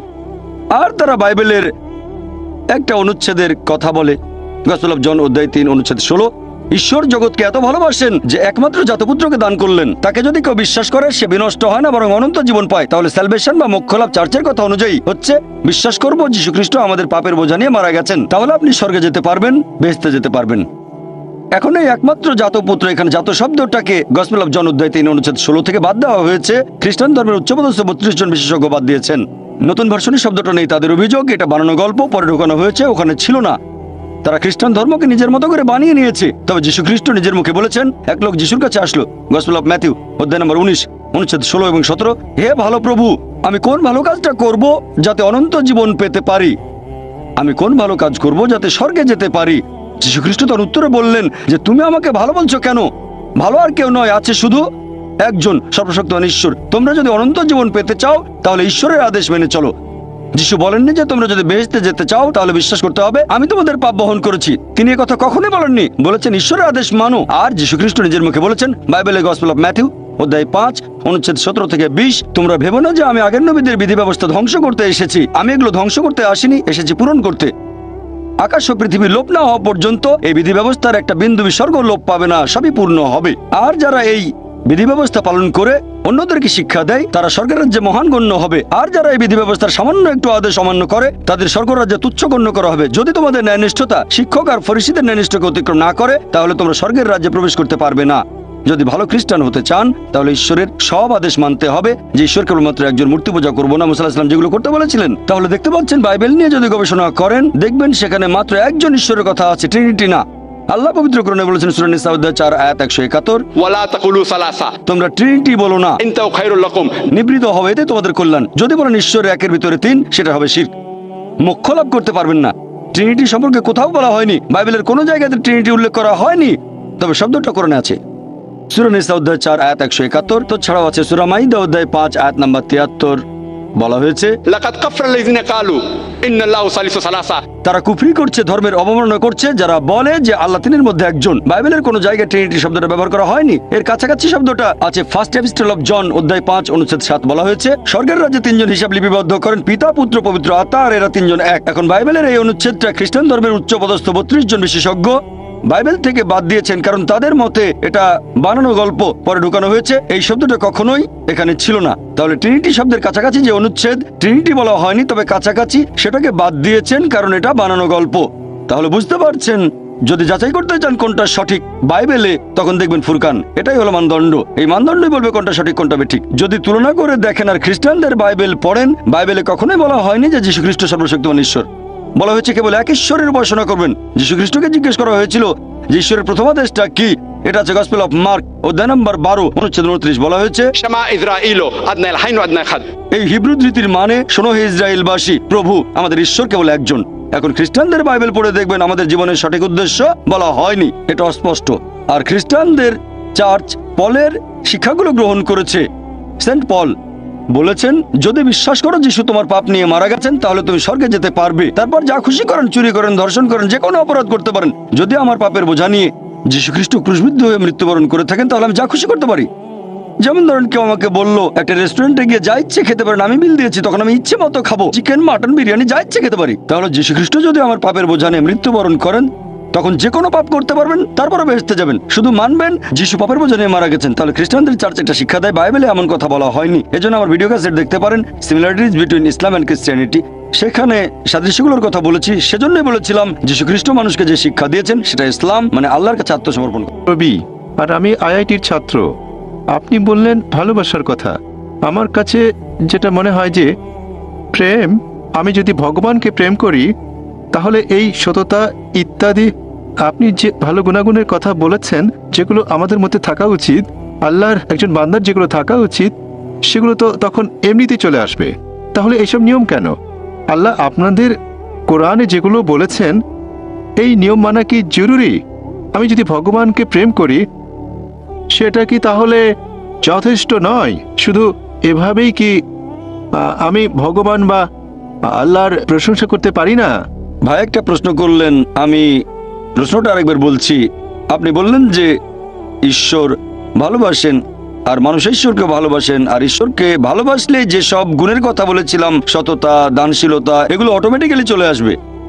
তাহলে এটার কি প্রয়োজন আছে যে আমরা আল্লাহ তাআলার নির্দেশ মানব যেগুলো আছে কোরআনে? এটার কি দরকার আছে? ভাই যদি সবকিছু অটোমেটিক্যালি চলে আসে তাহলে আপনিও অটোমেটিক্যালি কোরআনের নির্দেশগুলো মানবেন। তবে সবাই কিন্তু সবকিছু অটোমেটিক্যালি পায় না, বুঝতে পারলেন? তাহলে আল্লাহ যেটা চান, আপনি যদি সৃষ্টিকর্তাকে ভালোবাসেন, যেমন ধরেন আমি বললাম আমার মাকে আমি ভালোবাসি, আমি আমার মাকে ভালোবাসি। আমার মা আমাকে বলল বাচ্চা আমার মিথ্যে বলো না, আমি বললাম মাকে ভালোবাসি, কিন্তু মিথ্যে বললে ক্ষতি কি? আমার মা বলল আমাকে এক গ্লাস পানি দাও, মা তোমাকে খুব ভালোবাসি, তোমাকে পানি খাওয়াতে পারবো না। আমি অসুস্থ, কয়েকটা ট্যাবলেট এনে দাও, মা আমি তোমাকে খুব ভালোবাসি। যদি আমার মায়ের নির্দেশগুলো না মেনে চলি তাহলে এই ভালোবাসা দিয়ে কি হবে? এটা মূল্যহীন, শুধু মুখের কথা।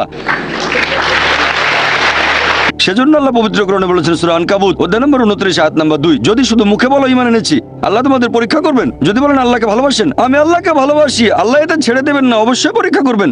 শুধু যদি বলেন আল্লাহকে ভালোবাসি, শুধু যদি বলেন ঈমান এনেছি, আল্লাহকে বিশ্বাস করি, অবশ্যই আল্লাহ আমাদের পরীক্ষা করবেন। তাহলে এই জীবন একটা পরীক্ষা। এরপর যখন পরীক্ষা দিতে যাবেন, আপনি যদি সেই পরীক্ষার নিয়ম কানুন না জানেন তাহলে সমস্যা হবে। যেমন ধরেন, আপনি একটা পরীক্ষা দিতে বসবেন, প্রথমে আপনি দেখবেন সেই পরীক্ষার সিলেবাসটা কি, তারপর সেই সিলেবাস অনুযায়ী পড়বেন। এখন আল্লাহ বেশ কিছু কথা বলেছেন, আমি আপনার সঙ্গে একমত। কিছু জিনিস বা গুণ যেমন সততা, দানশীলতা, এগুলো মানুষের ভেতরে থাকে, আল্লাহ এগুলো দিয়েছেন। তবে অনেক কিছুই তো আমরা জানি না। মদপান না করাটা ভেতরে থাকে না, দানশীলতার ব্যাপারটা মানুষের ভেতরে থাকে, মানে থাকতে পারে। যেমন কাউকে অত্যাচার করলে আপনার খারাপ লাগতে পারে, কিছু জিনিস আমাদের ভেতরে থাকে। জুয়া না খেলাটা ভেতরে থাকে না। তাহলে কিছু জিনিস ভেতরে আছে আর কিছু নেই। আমাদের যেটা করতে হবে, আমরা আল্লাহ সুবহানাহু ওয়া তাআলার নির্দেশগুলো সব মেনে চলবো। আর আল্লাহ বলেছেন এই জীবন একটা পরীক্ষা। তাহলে আপনি যদি আল্লাহর আদেশগুলো পড়ে না দেখেন, পরীক্ষা পাশ করবেন কিভাবে? আমি কেন এই কোরআন পড়তে বলছি? কারণ এই হলো একমাত্র বই যেটা আল্লাহ তাআলার আসমানি কিতাব, যেটা এখন অবিকৃত অবস্থায় আছে। স্যার উইলিয়াম মেয়র কথা অনুযায়ী, যিনি ইসলামের একজন কড়া সমালোচক, তিনিও লিখতে বাধ্য হয়েছেন মানে তার সামনে অপশন ছিল না। পৃথিবীতে আর কোনো ধর্মগ্রন্থ নেই পবিত্র কোরআনের মতো যেটা 1200 বছর ধরে অবিকৃত অবস্থায় আছে। তিনি এটা বলেছেন 200 বছর আগে।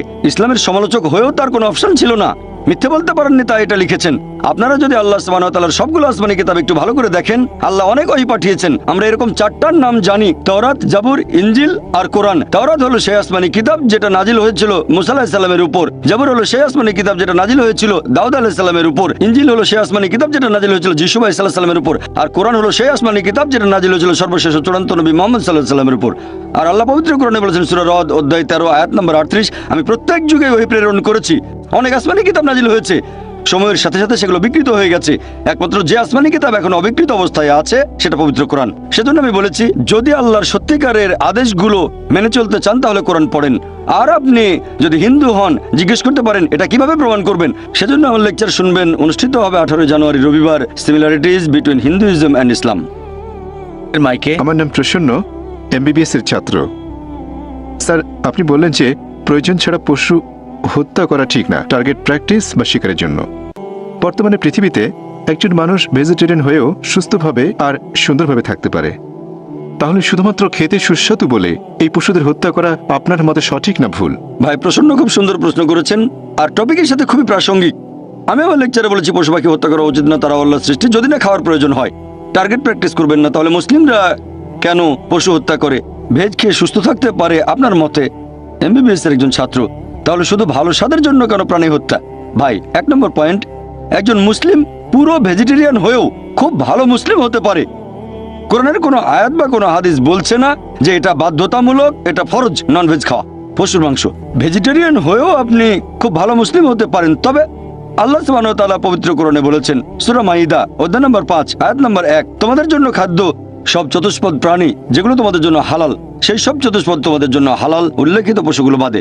আল্লাহ বলেছেন সূরা নাহাল অধ্যায় নম্বর 16 আয়াত নম্বর 5 যে আল্লাহ তোমাদের জন্য চতুষ্পদ জন্তু সৃষ্টি করেছেন যাতে তোমরা তাদের মাংস খেতে পারো। পবিত্র কোরআনে সূরা মুমিনুন অধ্যায় 23 আয়াত 21 যে নিশ্চয়ই গবাদি পশু তোমাদের জন্য একটি নিদর্শন, কারণ তাদের শরীরের ভেতর থেকে তোমাদের জন্য দুধ উৎপাদন করি, এতে তোমাদের জন্য উপকারিতা আছে, আর এদের মাংস তোমরা খেতে পারো। সৃষ্টিকর্তা আল্লাহ সুবহানাহু ওয়া তাআলা আমাদের অনুমতি দিয়েছেন এই মাংস আমরা খেতে পারবো, তাহলে আমরা কেন খাবো না?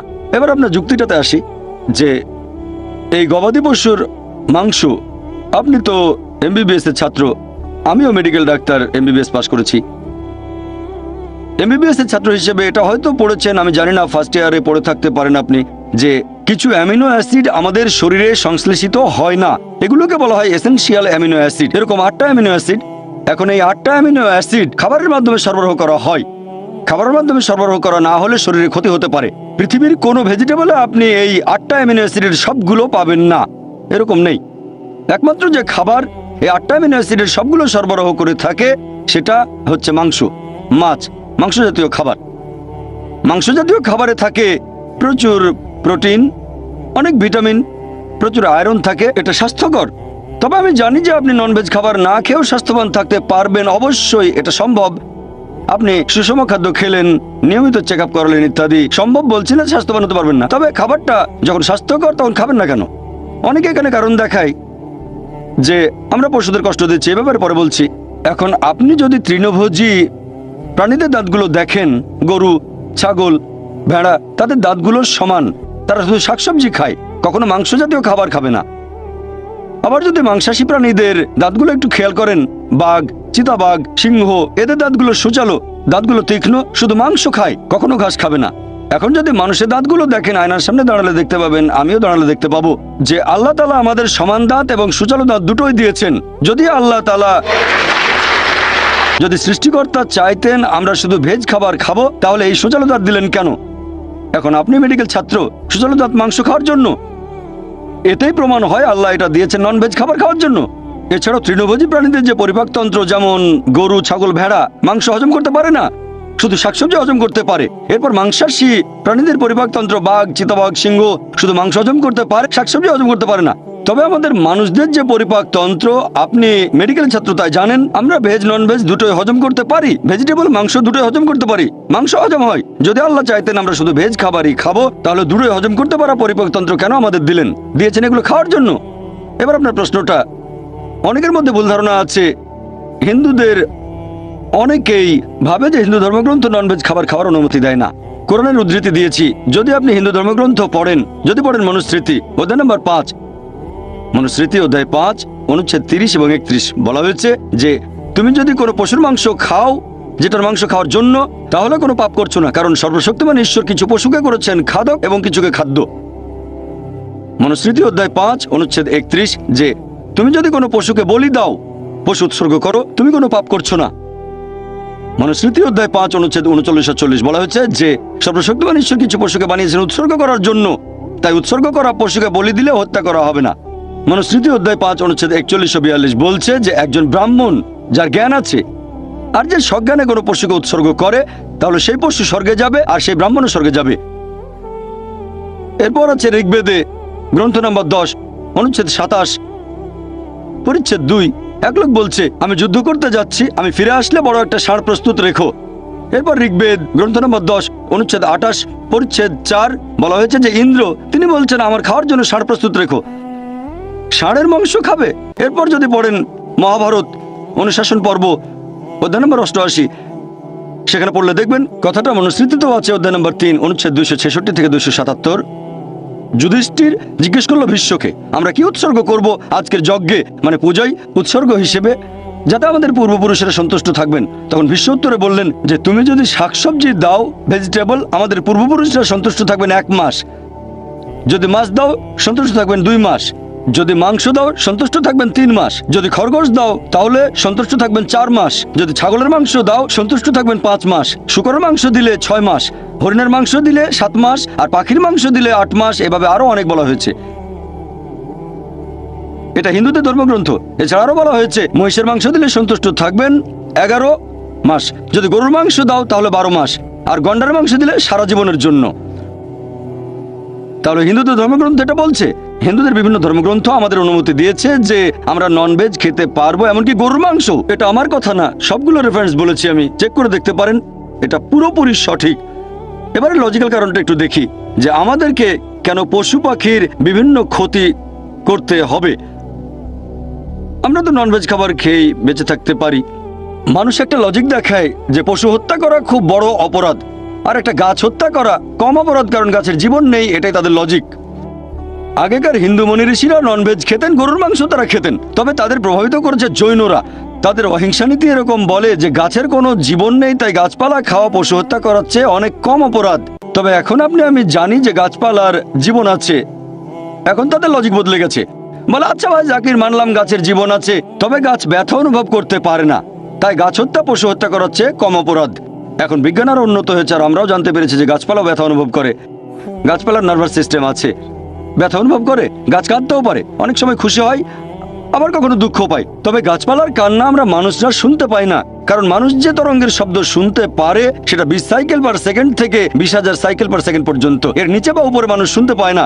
আপনারা হয়তো সাইলেন্ট ডগ হুইসেল দেখেছেন, কুকুর 40,000 পার সেকেন্ড পর্যন্ত শুনতে পারে। তাহলে এই হুইসেলের শব্দটা মানুষের শ্রবণযোগ্য তরঙ্গের উপরে, মানে 20,000 সাইকেল পার সেকেন্ডের উপরে, তবে 40,000 সাইকেল পার সেকেন্ডের নিচে। মালিক হুইসেল বাজালে মানুষ শুনতে পাবে না, কিন্তু কুকুর শুনে চলে আসবে। এখন গাছপালাও কাঁদে, কিন্তু আমরা শুনতে পাই না। কান্না শুনতে পাই না, তার মানে এই না যে তাদের অত্যাচার করব, যদি এটাকে অত্যাচার বলেন। একবার এক লোক বলেছিল যে ভাই জাকির, আমি মানছি গাছপালার জীবন আছে, গাছপালা ব্যথা অনুভব করে, তবে গাছপালার ইন্দ্রিয় মাত্র 2-3টা, পশু পাখির 5টা ইন্দ্রিয়, এজন্য গাছ হত্যা করাটা ছোট অপরাধ পশু হত্যার চেয়ে।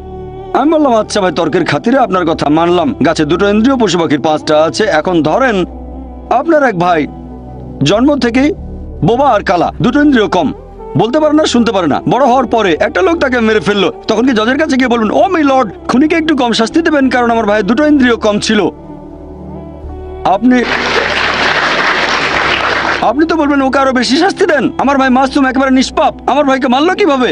ইসলামিক লজিক এভাবে বলে না যে 2টো ইন্দ্রিয় কম বা বেশি। আল্লাহ পবিত্র কোরআনে বলেছেন সূরা বাকারা অধ্যায় 2 আয়াত 168, তোমাদের যে ভালো খাদ্যবস্তু দিয়েছি তা থেকে তোমরা আহার করো, ভালোটা খাবেন, খারাপটা খাবেন না। খেয়াল করলে দেখবেন যে গবাদি পশু যদি হত্যা না করেন, গবাদি পশুর জীবনচক্র বেশ ছোট, দ্রুত বংশ বিস্তার করে এরা।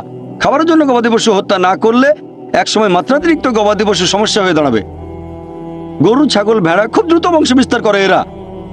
আর একজন ভারতীয় যদি ননভেজ খাবার খেতে না চায় তাতে আমার কোনো সমস্যা নেই। আপনি ননভেজ না খেতে চাইলে আমার তাতে কোনো সমস্যা নেই, ব্যক্তিগতভাবে আমি খুশি, কারণ সব ভারতীয় আর হিন্দুরা ননভেজ খাওয়া শুরু করলে তো মাংসের দাম অনেক বেড়ে যাবে। এবারের প্রশ্ন মহিলাদের মধ্য থেকে আমি দেখতে পাচ্ছি। আপনারা এবার সুযোগ পাবেন। বোন, আপনি প্রশ্ন করুন। আসসালামু আলাইকুম। এই প্রশ্নটা আসলে টপিকের সাথে প্রাসঙ্গিক নয়, তবে আমাদের এক বোন এই ব্যাপারে আপনার মতামতটা জানতে চাচ্ছেন। আমরা ছেলে মেয়েদের সেকুলার স্কুলে পাঠাচ্ছি, এতে করে তারা ইসলামী মূল্যবোধ থেকে দূরে সরে যাচ্ছে। যদিও অনেক বোন মনে করেন ছেলে মেয়েদের সেকুলার স্কুলে পাঠালে কোনো সমস্যা নেই যদি তারা বাসায় ইসলামী শিক্ষা পায়, আপনি কি বলবেন? বোন, আপনি প্রশ্ন করলেন, আমিও একমত এটা টপিকের বাইরে, তবে চেয়ারপারসন অনুমতি দিয়েছেন, আমিও উত্তর দেব। আপনি প্রশ্ন করলেন যে আমাদের ছেলে মেয়েদের সেকুলার স্কুলে পাঠানো ঠিক হবে কিনা, আর ইসলাম শিখবে বাসায়। বোন, এই সেকুলার শব্দের মানে ঈশ্বরের সাথে কোনো সম্পর্ক নেই। যদি আপনার ছেলেকে কোনো সেকুলার স্কুলে পাঠান, সেকুলার মানে ঈশ্বর যেখানে গৌণ, তবে বুঝতে পারছি আপনি নন ইসলামিক স্কুলের কথা বলছেন, খ্রিস্টান মিশনারি স্কুল ইত্যাদি। তবে সেকুলার মানে ঈশ্বরের সাথে কোনো সম্পর্ক নেই। যদি এমন স্কুলে পাঠান যেখানে ঈশ্বরের গুরুত্ব নেই, তারা নাস্তিক, তাহলে সমস্যা হবে। স্কুলে শেখাবে ঈশ্বর নেই, বাসায় শেখাবেন ঈশ্বর আছে, বিরোধ তৈরি হবে, সন্তান তখন সমস্যায় পড়বে। এটা বাদে যদি অন্য কোনো স্কুলে পাঠান যারা ভুল জিনিস শেখায়, যারা আল্লাহ ব্যতীত অন্য কারো উপাসনা করা শেখায়, যেমন খ্রিস্টানরা প্রতিদিন সকালে যীশু খ্রিস্টের উপাসনা করে, বাসায় শেখালেন যীশু খ্রিস্টকে উপাসনা করা শিরক, সন্তান দ্বিধাদ্বন্দ্বে পড়ে যাবে। আপনি কি করছেন জানেন? এখানে সন্তানের জন্য সমস্যা তৈরি করছেন। এখানে তাই আমরাই, বাবা মায়ের দায়িত্ব সন্তানকে এমন পরিবেশ দেয়া যেটা হবে সঠিক পরিবেশ। এখানে সন্তানকে বেঁধে ফেলছেন, হাত পা বেঁধে সুইমিং পুলে নামিয়ে দিয়ে বলছেন এবার সাঁতার কাটো। কিভাবে সাঁতার কাটবে? তাই বোন, আমি এখানে বলবো পার্থিব জ্ঞান আমাদের কাজে লাগবে, এটা গুরুত্বপূর্ণ। মানুষ জাতির উদ্দেশ্যে কোরআনে আল্লাহ তাআলার প্রথম নির্দেশ সূরা ইকরা অধ্যায় 96 আয়াত নম্বর 1, সেটা ইকরা মানে পাঠ করো, মানে শিক্ষিত করা। আমাদের প্রিয় নবী বলেছেন এটা সব মুসলিমের জন্য আবশ্যিক, হোক পুরুষ বা নারী জ্ঞান আহরণ করবে। তাহলে জ্ঞান অর্জন আবশ্যিক, দুটোই প্রয়োজন, ধর্মীয় শিক্ষা পাশাপাশি পার্থিব শিক্ষা, এই দুটোই গুরুত্বপূর্ণ। তবে সাবধান থাকবেন পার্থিব শিক্ষা গ্রহণ করার সময় ধর্মীয় শিক্ষা যেন পিছিয়ে না পড়ে। আর এখানে দুটোই থাকতে হবে। ভালো হয় সন্তানকে এমন স্কুলে পাঠান যেখানকার শিক্ষার সাথে বিরোধ নেই আল্লাহ সুবহানাহু ওয়া তাআলার নির্দেশের। তবে সবচেয়ে ভালো যে স্কুলে 2 ধরনের শিক্ষাই দেয়া হয়। চিন্তা করেন, এমন স্কুলে পাঠালেন যেখানে পড়ানো হয় ডারউইনের থিওরি, যে মানুষ বান্দর থেকে এসেছে। আল্লাহ বলেছেন আমরা এসেছি আদম এবং হাওয়া থেকে। সন্তান দ্বিধাদ্বন্দ্বে পড়ে যাবে, কতগুলো দ্বিধা দূর করতে পারবেন? সবচেয়ে ভালো ইসলামিক স্কুল, কিন্তু দুর্ভাগ্যজনকভাবে আমাদের ইসলামিক স্কুলের সংখ্যা অনেক কম। তবে আলহামদুলিল্লাহ সুম্মা আলহামদুলিল্লাহ, এখন ভারত সহ পুরো পৃথিবী জুড়েই অনেক ইসলামিক স্কুল গড়ে উঠেছে। কিছু স্কুল ভালো মানের, কিছু মাঝারি মানের, আবার কিছু নিচু মানেরও আছে। এখন আমাদের উচিত তাদের সাহায্য করা যারা এরকম স্কুল চালু করছে। আলহামদুলিল্লাহ, আমাদের Islamic research foundation IRF educational trust 3 বছর আগে একটা স্কুল চালু করেছে বোম্বেতে। এটার নাম ইসলামিক ইন্টারন্যাশনাল স্কুল। আমরা চেষ্টা করি সন্তানদের সেই শিক্ষা দিতে যেটা আমরা পাইনি ছোটবেলায়, আমাদের যেটা ঘাটতি ছিল। এই স্কুল শুরু করেছি, আর ইনশাআল্লাহ এখানে ফর্মাল শিক্ষার পাশাপাশি এটাকে আমি সেকুলার বলবো না। অঙ্ক সাবজেক্ট সেকুলার না, বিজ্ঞান সেকুলার না, আমি এটাকে বলি ফর্মাল শিক্ষা, কারণ বিজ্ঞান একটা ইসলামিক সাবজেক্ট আমার মতে। অঙ্ক ইসলামিক সাবজেক্ট, বিখ্যাত অনেক গণিতজ্ঞ মুসলিম, বিখ্যাত অনেক বিজ্ঞানী মুসলিম। তাই আমি বিজ্ঞানকে সেকুলার শিক্ষা বলবো না, আমি এটাকে অমুসলিমদের কাছে বলবো ফর্মাল শিক্ষা, মুসলিমদের কাছে বলবো এটা ইসলামিক সাবজেক্ট। তবে সঠিকভাবে শেখাতে হবে, বৈজ্ঞানিক ফ্যাক্ট, কোনো অনুমান বা থিওরি না, যেমন ডারউইনের থিওরি ইত্যাদি। তাহলে আমাদের সন্তানদের সঠিক পরিবেশ দেওয়াটা গুরুত্বপূর্ণ। খেয়াল রাখবেন যেন সঠিক শিক্ষা পায়, এটাই সবচেয়ে ভালো। যদি এমন কোনো স্কুলে সন্তানকে পাঠান যারা ভুল জিনিস শিক্ষা দেয়, তারপর আপনি আবার বাসায় তাকে আল্লাহ সুবহানাহু ওয়া তাআলা সম্পর্কে বললেন, ধর্ম সম্পর্কে বললেন, বোন এটা আগুন নিয়ে খেলা, আমি বলবো কোনো ইসলামিক স্কুলে দেন। আশা করি উত্তরটা আজকে এখানে আসতে পেরে খুব ভালো লাগছে, যদিও আমি একজন অমুসলিম। পবিত্র বাইবেলের ওল্ড টেস্টামেন্টে একথা বলা আছে যে ঈশ্বর রাত এবং দিন সৃষ্টি করলেন একেবারে প্রথম দিনে। তারপরে ঈশ্বর সৃষ্টি করলেন সূর্য এবং চাঁদ। সূর্য যদি না থাকে তাহলে দিন আর রাত কিভাবে আসবে? একইভাবে পবিত্র কোরআনে বলা হয়েছে যে সূর্য পৃথিবীর চারপাশে ঘুরে। এটা আছে 21 অধ্যায়ের 22 নম্বর আয়াতে। কোরআনে যে ঈশ্বর বিশ্বজগৎকে নিয়ন্ত্রণ করে, আমার সন্দেহ হচ্ছে ঈশ্বর কি বিশ্বজগৎ সৃষ্টির সময় কোনো রকম ভুল করেছিলেন? আর আমার মতে পবিত্র বাইবেল আর কোরআনের এই কথাগুলো আধুনিক বিজ্ঞানের বিরুদ্ধে। একটু ব্যাখ্যা করেন ভাই, আপনার নামটা বলবেন, আর কোরআনের ব্যাপারে যেটা বললেন আমি ঠিক মতো শুনতে পাইনি। প্রথমে আপনার নাম, আর কোরআন যে কথাটা বলছে যে সূর্য, কোরআনের সূরা নম্বর 6 6 নম্বর সূরা কি সূর্য প্রদক্ষিণ করে? আপনি বললেন 21-22 অধ্যায় 21 আয়াত 22 অধ্যায় নম্বর 21 আয়াত 22 যে সূর্য প্রদক্ষিণ করে। না, সম্ভবত এটা 6 নম্বর সূরাতে। আচ্ছা, তবে 21 নম্বর অধ্যায়ের 22 নম্বর আয়াত বলছে ঈশ্বর বিশ্বজগৎ নিয়ন্ত্রণ করেন। হ্যাঁ, আপনার মতে এটা বিজ্ঞানের বিপক্ষে যায়। হ্যাঁ, ভাই, আপনি প্রশ্ন করলেন, বললেন যে খ্রিস্টানদের বাইবেল পড়েছেন আর বাইবেলের কয়েকটা অনুচ্ছেদ উল্লেখ করলেন। এরপর কোরআনের ব্যাপারে রেফারেন্সটা আপনি বলেননি। বললেন বাইবেলে আছে ঈশ্বর প্রথম দিনে সৃষ্টি করলেন দিবস এবং রাত্রি। আপনি যেটা বলেছেন সেটা আছে বাইবেলের প্রথম বইতে, বুক অফ জেনেসিস অধ্যায় 1 অনুচ্ছেদ 3। হ্যাঁ, বলা হয়েছে সর্বশক্তিমান ঈশ্বর দিবস এবং রাত্রি সৃষ্টি করেছেন একেবারে প্রথম দিনে। এরপর আপনারা আরো দেখবেন জেনেসিস অধ্যায় 1 অনুচ্ছেদ নাম্বার 13 থেকে 19 বলা হয়েছে যে ঈশ্বর সূর্য সৃষ্টি করেছেন চতুর্থ দিনে। আমি রেফারেন্সগুলো বলছি। এটা কি বিজ্ঞানের বিপক্ষে যায় না? আমি আপনার সঙ্গে একমত, এটা বিজ্ঞানের বিরুদ্ধে। আমি একটা ডিবেট করেছিলাম ডক্টর উইলিয়াম ক্যাম্বেলের সাথে আমেরিকায়। ডক্টর উইলিয়াম ক্যাম্বেল একজন মিশনারি আর মেডিকেল ডাক্তার, কোরআনের বিরুদ্ধে বই লিখে ডক্টরেট ডিগ্রি পেয়েছেন। আর সেই ডিবেটের topic Quran, Bible and modern science. সেখানে আমি এই প্রশ্নটা করেছিলাম, তিনি উত্তর দিতে পারেননি। তাই আমি একমত যে বাইবেলের বেশ কিছু সমস্যা আছে। এবার প্রশ্নের দ্বিতীয় অংশ, যে পবিত্র কোরআন বলছে সর্বশক্তিমান ঈশ্বর এই মহাবিশ্বকে নিয়ন্ত্রণ করেন। বাইবেলের ব্যাপারে বললে আমিও মানব যে বাইবেল প্রতিষ্ঠিত বৈজ্ঞানিক সত্যের বিরুদ্ধে। আপনি প্রশ্ন করলেন পবিত্র কোরআন বলছে আল্লাহ তাআলা এই মহাবিশ্বকে নিয়ন্ত্রণ করেন, সূর্য প্রদক্ষিণ করে, এটা আপনি বলেননি। সূর্য প্রদক্ষিণ করে। আমি এরকমই শুনেছিলাম, সেজন্য প্রশ্নটা আবার বলতে বলেছি। আপনি বলছেন না কেন? আমি শুনেছিলাম। আপনি এখানে রেফারেন্স দিলেন অধ্যায় 21 আয়াত 22, রেফারেন্সটা ভুল। সঠিকটা হচ্ছে, স্যার হ্যাঁ আমি এক বলছি মিনিট। সঠিকটা সূরা আম্বিয়া অধ্যায় 21 আয়াত 33, আয়াত নাম্বার 22 না, আয়াত 33। এই যে কোরআন, আমি কথা বলছি মেমোরি থেকে, তবে আমি কম্পিউটার নই। না স্যার, আপনি আবার প্রশ্ন করবেন? আমি উত্তরটা বলছি ভাই, আমার কথা শেষ হওয়ার পরে আপনি যত খুশি প্রশ্ন করতে পারেন, কোনো সমস্যা নেই। আপনি প্রশ্ন করেছেন, আমাকে উত্তরটা দিতে দেন। উত্তর শেষ হওয়ার পরে আমাকে আপনি আরো 20টা প্রশ্ন করবেন। যখন প্রশ্ন করেছিলেন আমি মনোযোগ দিয়ে শুনেছিলাম। এখন আমার উত্তরটা শোনেন, আর উত্তরের শেষে আপনি যত খুশি প্রশ্ন করতে পারেন। আপনাকে অনেক সময় দেবো, যদি চেয়ারম্যান রাজি না হন তাহলে অনুরোধ করবো আরেকটু সময় দিতে। আপনি খুশি মনে এখানে এসেছেন, আমরাও খুশি এখানে আপনি এসেছেন। আপনি বললেন পবিত্র কোরআন বলছে সূরা আম্বিয়া অধ্যায় 21 আয়াত নাম্বার 22 আসলে 33 যে সূর্য প্রদক্ষিণ করে। এটা পবিত্র কোরআনে আছে, সূরা আম্বিয়া অধ্যায় 21 আয়াত 33 বলা হয়েছে হুয়াল্লাযী খালাকাল লাইলা ওয়ান নাহারা আল্লাহ তাআলা সৃষ্টি করেছেন দিন এবং রাত, ওয়াশ-শামসা ওয়াল কামার সূর্য এবং চন্দ্র। কুল্লুন ফি ফালাকি ইয়াসবাহুন। প্রত্যেকে নিজস্ব গতিতে নিজকে চারপাশে বিচরণ করছে। আর তাসলিমা নাসরিনও এই ভুলটার কথা উল্লেখ করেছিল। আপনারা চেনেন, নাম শুনেছেন? বাংলাদেশের সে বলেছিল একটা বই যদি বিশ্বাস করে সূর্য পৃথিবী চারপাশে ঘোরে তাহলে আমরা কিভাবে উন্নতি করব, মানে কোরআনের কথা বদলাতে হবে। নাউজুবিল্লাহ।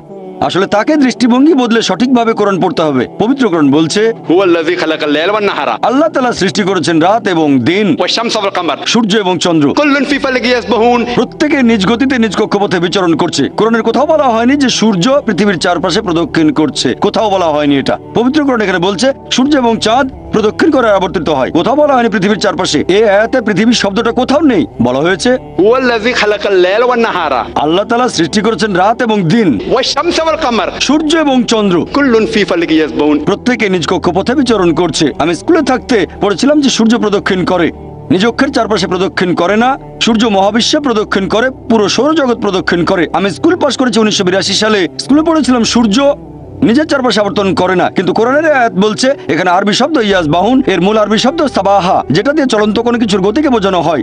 এই সাবাহা শব্দটা দিয়ে যদি মেঝের উপর থাকা কাউকে বোঝায়, তার মানে এই না যে গড়াচ্ছে, সে হাঁটছে এবং দৌড়াচ্ছে। যদি এই শব্দটা দিয়ে পানিতে থাকা কোনো লোককে বোঝানো হয়, তার মানে এই না যে সে ভাসছে, এর মানে সাঁতার কাটছে। আর আল্লাহ যখন এই শব্দটা দিয়ে গ্রহ নক্ষত্র বোঝাচ্ছেন, তার মানে এই না যে সেগুলো উঠছে, এর মানে সেগুলো নিজ অক্ষের চারপাশে আবর্তন করছে। তাহলে কোরআন বলছে যে সূর্য এবং চন্দ্র প্রদক্ষিণের পাশাপাশি তারা নিজ অক্ষের চারপাশে প্রদক্ষিণ করে। যখন কোরআন পড়লাম তখন ভাবলাম যে স্কুল বইয়ে ভুল পড়েছি আমরা, সূর্য আবর্তিত হয় না। এখন বিজ্ঞান আর উন্নত হয়েছে, তাই আমরা জানি একটা টেবিলের উপর সূর্যের প্রতিবিম্বকে ধরে রাখলে সেখানে দেখতে পাবো সূর্যের কিছু কালো স্পট আছে, আর এই কালো স্পটগুলো আনুমানিক 25 দিনে একবার সম্পূর্ণ ঘুরে আসে। তার মানে সূর্য আনুমানিক 25 দিনে নিজের চারপাশে একবার ঘুরে আসে। তাহলে স্কুলে যা শিখেছিলাম 1982 সালে, এখনকার বিজ্ঞান বলছে তা ভুল। কোরআন এই কথাটা কিন্তু 20 বছর আগে বলেনি, বলেছে 1400 বছর আগে। আমি স্কুলে যা পড়েছিলাম 20 বছর আগে, পবিত্র কোরআন বলছে যা জেনেছিলাম তা ভুল। প্রথমে শক পেলাম, তারপরে ব্যাপারটা নিয়ে একটু গবেষণা করে দেখলাম যে কোরআনের কথাই সঠিক, কোরআন ভুল বলেনি, আমার বিজ্ঞানের বই ছিল ভুল। আর আমি জানি না এ আয়াতে তাসলিমা নাসরিন পৃথিবী শব্দটা কোথায় পেল। সে কি আরবি জানে, ইংরেজিতে কথা বলতে পারে? ইংরেজি অনুবাদেও পৃথিবী শব্দটা নেই। সে মনে করেছে কোরআন বলছে সূর্য প্রদক্ষিণ করে, তার মানে পৃথিবীর চারপাশে প্রদক্ষিণ, এটা তার অনুমান। তাহলে তার অনুমানটা ভুল। আলহামদুলিল্লাহ কোরআন ভুল বলেনি। আর আমি আপনার সঙ্গে একমত যে আল্লাহ সুবহানাহু ওয়া তাআলা এই মহাবিশ্বকে নিয়ন্ত্রণ করেন। আর এই কারণেই ফ্রান্সিস বেকনের মত অনুযায়ী, ফ্রান্সিস বেকন একজন বিখ্যাত দার্শনিক, তিনি বলেছেন বিজ্ঞান সম্পর্কে কম জানলে হবেন একজন নাস্তিক, তবে বিজ্ঞান সম্পর্কে গভীর জ্ঞান থাকলে এক সর্বশক্তিমান ঈশ্বরে বিশ্বাস করবেন। আশা করি উত্তরটা পেয়েছেন। আবারও প্রশ্ন করতে চাইলে করতে পারেন, পাল্টা প্রশ্ন করতে চাইলে করে ফেলেন, আমরা আপনাকে ভালোবাসি। স্যার, আমি অধ্যয়ের ব্যাপারে শিওর নই। কোনো সমস্যা নেই, আমি আপনার সমালোচনা করছি না, প্রশ্নটা করেন। আর আমি এখানে সঠিক কথাগুলো বলছি, আপনি যদি ভুল রেফারেন্স দিয়ে থাকেন তাহলে আমি সেটাকে শুধরে দেবো। বলছি না যেটা আপনাকে জানতেই হবে, আপনিও কম্পিউটার না, আমিও কম্পিউটার নই। তবে আমার মনে হয় এটা আছে 8 নম্বর সূরাতে। সম্ভবত সূর্য পৃথিবীর চারপাশে ঘুরছে। কোরআনের কোথাও এটা বলা নেই। আপনাকে আমি বলছি যে আয়াতটা বলেছেন সেটা সূরা আম্বিয়া অধ্যায় 21 আয়াত নাম্বার 33। তসলিমা নাসরিন এটা বলেছিল, এছাড়াও ইসলামের অনেক সমালোচকও বলেছিল। অধ্যায় 8 মানে সূরা আনফালের কোথাও বলা হয়নি যে সূর্য ঘুরছে, কোনো আয়াতেই বলছে না সূর্য ঘুরছে। এর কাছাকাছি যে আয়াতটা পাবেন, যদি আরবি না জানেন তাহলে কোরআনের অনুবাদ পড়েন, এটা সূরা আম্বিয়া। আপনার রেফারেন্সটা ছিল কাছাকাছি, মাত্র 11টা আয়াতের পার্থক্য। আপনার রেফারেন্সটা ছিল সঠিক, অধ্যায় নাম্বারটা সেটা 21, তবে আয়াতটা 22 নাম্বার ছিল না, সেটা ছিল 33। আপনার কাছে কোরআন আছে? না, অধ্যায় নম্বর 21 আয়াত 22, ঈশ্বর বিশ্ব জগৎকে নিয়ন্ত্রণ করেন। আচ্ছা, আরেকটা, ঈশ্বর মহাবিশ্বকে নিয়ন্ত্রণ করেন। এখন আমি আপনাকে বলি, বিজ্ঞান এখনো এতটা উন্নত হয়নি যে আল্লাহ সুবহানাহু ওয়া তাআলা সম্পর্কে কিছু জানাতে পারবে। একটা লেকচার দিয়েছিলাম, is the Quran God's word, সেখানে বৈজ্ঞানিকভাবে প্রমাণ করেছি যে আল্লাহ সুবহানাহু ওয়া তাআলা আছেন। ভলান্টিয়ারদের অনুরোধ করবো ওনাকে একটা ভিডিও ক্যাসেট দিতে। ভাই আশরাফকে অনুরোধ করছি, আপনি ভলান্টিয়ারদের বলেন আমি আপনাকে গিফট করব একটা video cassette, is the Quran God's word. সেখানে বেশ কিছু বৈজ্ঞানিক বিষয় নিয়ে আমি বলেছি, আর আমি প্রমাণ করেছি বিজ্ঞান দিয়ে যে আল্লাহ সুবহানাহু ওয়া তাআলা অবশ্যই আছেন। তাই আজকের বিজ্ঞান আর সেরা বিজ্ঞানীরা ঈশ্বরকে তারা বাদ দিচ্ছেন না, তারা ঈশ্বরের নকল রূপগুলো বাদ দিচ্ছেন, লা ইলাহা, তারা আল্লাহকে বাদ দিচ্ছেন না, বরং ঈশ্বরের নকল রূপগুলোকে তারা বাদ দিচ্ছেন, লা ইলাহা ইল্লাল্লাহ। বুঝলেন? পৃথিবীর সেরা বিজ্ঞানীরা এটা বলছেন। তারা সবাই ঈশ্বরে বিশ্বাস করেন, বেশিরভাগ, কেউ কেউ হয়তো বিশ্বাস করে না, তবে বেশিরভাগ বিজ্ঞানী মানেন একজন সৃষ্টিকর্তা অবশ্যই আছেন। বিশ্বজগৎ কিভাবে সৃষ্টি হয়েছে, বর্তমানের বিজ্ঞান আমাদের বলছে যে এই বিশ্বজগৎ কিভাবে সৃষ্টি হয়েছে, কিভাবে? বিগ ব্যাং এর মাধ্যমে, ঠিক? হ্যাঁ, খুব ভালো, বিগ ব্যাং। আর বর্তমানের বিজ্ঞান বলে যে একেবারে প্রথম দিকে ছিল বিন্দু, পুরো বিশ্বজগৎ, তারপর সবকিছু আলাদা হয়ে গেল, একটা বিস্ফোরণ, সেখান থেকে হলো গ্যালাক্সি, তারপর হলো নক্ষত্র, বিভিন্ন গ্রহ, চাঁদ, সূর্য, আমাদের এই পৃথিবী। এটাকেই বলা হয় বিগ ব্যাং। আমরা এই বিগ ব্যাং সম্পর্কে কবে জানতে পেরেছি? 20 বছর, 30 বছর, 40 বছর আগে, ঠিক? হ্যাঁ, ঠিক। আল্লাহ পবিত্র কোরআনে বলেছেন সূরা আম্বিয়া অধ্যায় নম্বর 21 আয়াত নম্বর 30, আল্লাহ 1400 বছর আগে বলেছেন, আল্লাহ বলেছেন যে অবিশ্বাসীরা কি এটা দেখে না আকাশমণ্ডলী আর পৃথিবী ওতপ্রোতভাবে মিশেছিল? অবিশ্বাসীরা কি দেখে না আন্না সামাওয়াতি ওয়াল আরদা, যে আকাশমণ্ডলী ও পৃথিবী মিশেছিল, আমি তাদের পৃথক করে দিলাম? তাহলে আল্লাহ বলছেন আকাশ আর পৃথিবী একসাথে ছিল, আমি তাদের আলাদা করে দিলাম। বিজ্ঞানীরা এখন এই বিগ ব্যাং সম্পর্কে বলছেন, আর কোরআন 1400 বছর আগেই সেটা সংক্ষেপে বলেছে। এ কথা কে বলতে পারেন? বিজ্ঞান তো সে সময় উন্নত ছিল না। কে? আমাদের স্রষ্টা। এভাবে পুরো একটা লেকচার দিয়েছি। আপনি আমার ভিডিও ক্যাসেট দেখেন, কোরআন এন্ড মডার্ন সায়েন্স আর is the Quran God's word. ইনশাআল্লাহ যদি আপনি খোলা মন নিয়ে দেখেন তাহলে আপনিও এটা মানবেন, আল্লাহ একজন আর তিনি বিশ্বজগতের স্রষ্টা। ধন্যবাদ।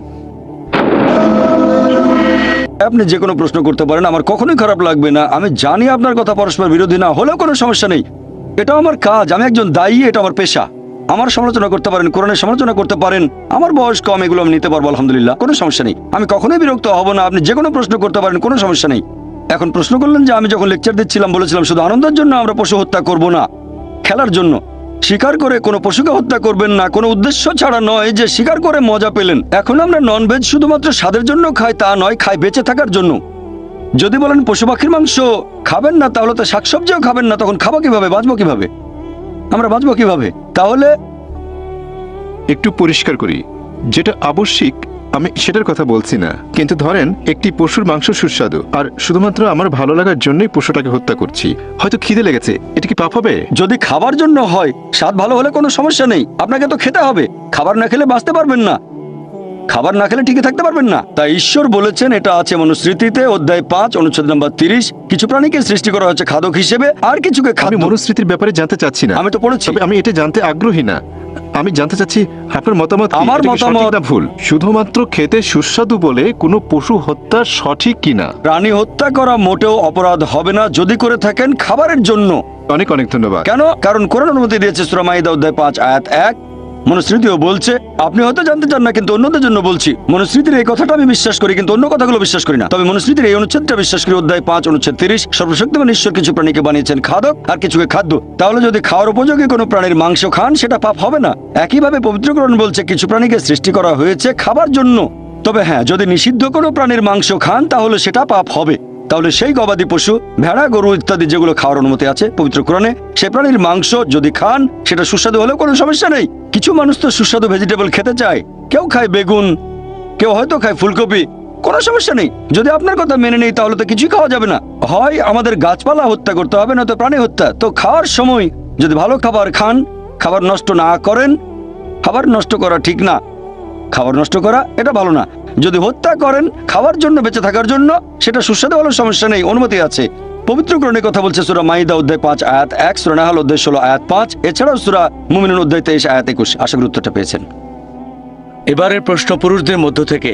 তবে 50 বছর আগে বা কয়েকশো বছর আগে আমার মনে হয় না পুরো পৃথিবী জুড়ে ইসলাম প্রচারিত হয়েছিল।